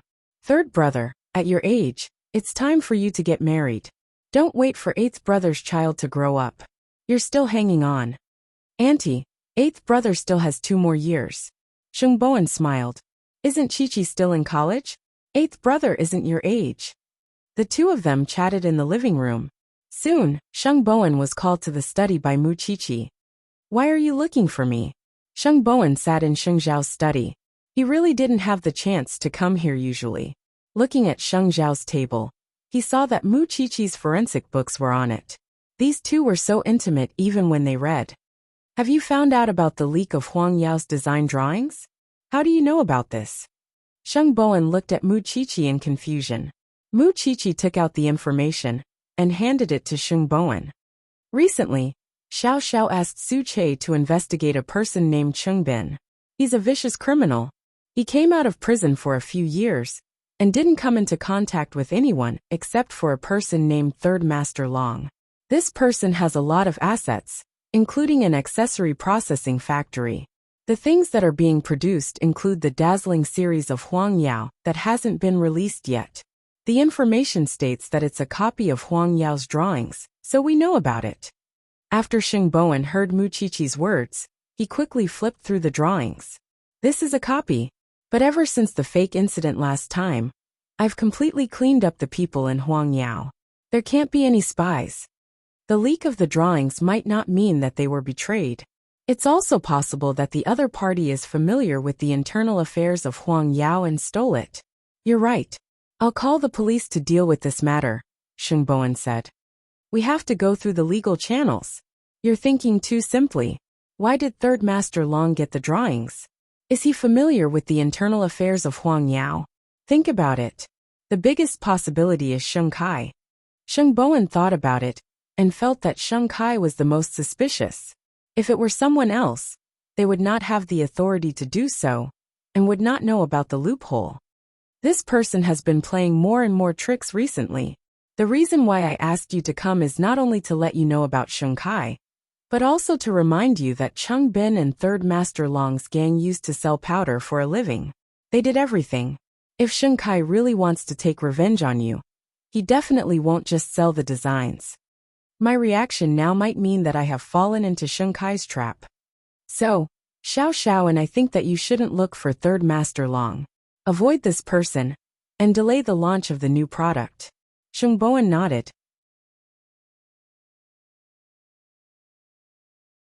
I know what to do. I've already told you what I came here for. Now it's your turn. Mu Qiqi packed up the documents and put them in the bookcase. What kind of relationship problems are you having again?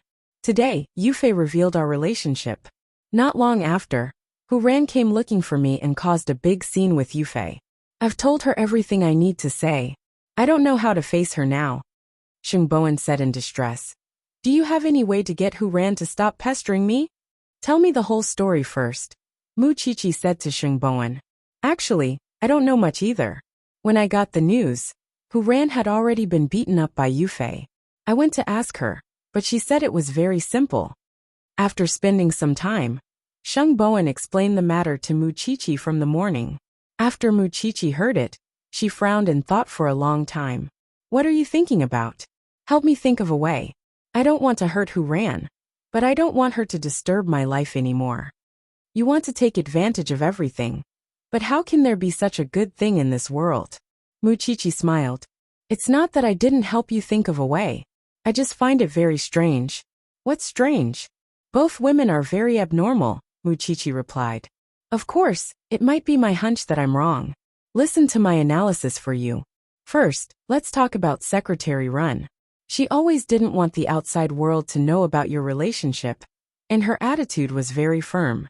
But this morning, she suddenly changed her mind. She even took the initiative to remind you to hold her hand and publicize your relationship. Second, how did Huran get the news so quickly? Did she have a mole in the company? Or did someone deliberately remind her? Third, according to normal logic, when Huran arrived at Huang Yao, Secretary Run would go down to stop her. But is Huran the kind of person who would turn around and leave after being slapped? Shouldn't she want to see you the most? This doesn't conform to a person's emotional logic. If Huran was really that angry, she would have argued with you after being slapped. Unless Secretary Ren's slap made her stupid. Huran spent 2 years pretending to be a fool. It shows her endurance. She doesn't want to admit defeat. How could she be willing to be suppressed by a secretary? Of course, just think of it as my occupational disease. When I see 2 dogs fighting on the side of the road, I have to analyze who attacked first. I just think it's a little strange. However, Sheng Bowen felt that what Muchichi said made sense. It's very ritualistic to slap each other like this. The most suspicious thing is that Secretary Rin downplayed it after the incident. As your girlfriend, I was slapped by your ex-wife. Even if I don't explode, I should at least be unhappy and aggrieved, right? After Sheng Bowen heard this, he pushed Muchichi's head. You're becoming more and more like a police officer analyzing a case. I think it's a little strange that you're analyzing it like this. When I figure out what the 2 women are doing, I'll come back for help. Can't you use your own brain? You'll be my lousy advisor for the rest of your life. Don't even think about running away. After saying that, Sheng Bowen got up from the sofa. I'm going home. Muchichi rolled her eyes. She couldn't afford to offend him. Go hurry up. Grandpa's birthday is coming soon.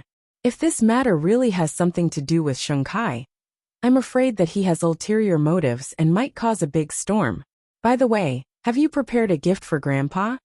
If it weren't for your big mouth, I wouldn't have to suffer like this. For the past few days, a certain someone had been getting jealous. Everyone is waiting to see if Muchichi, who has received 8th brother's teachings, can handle this matter well.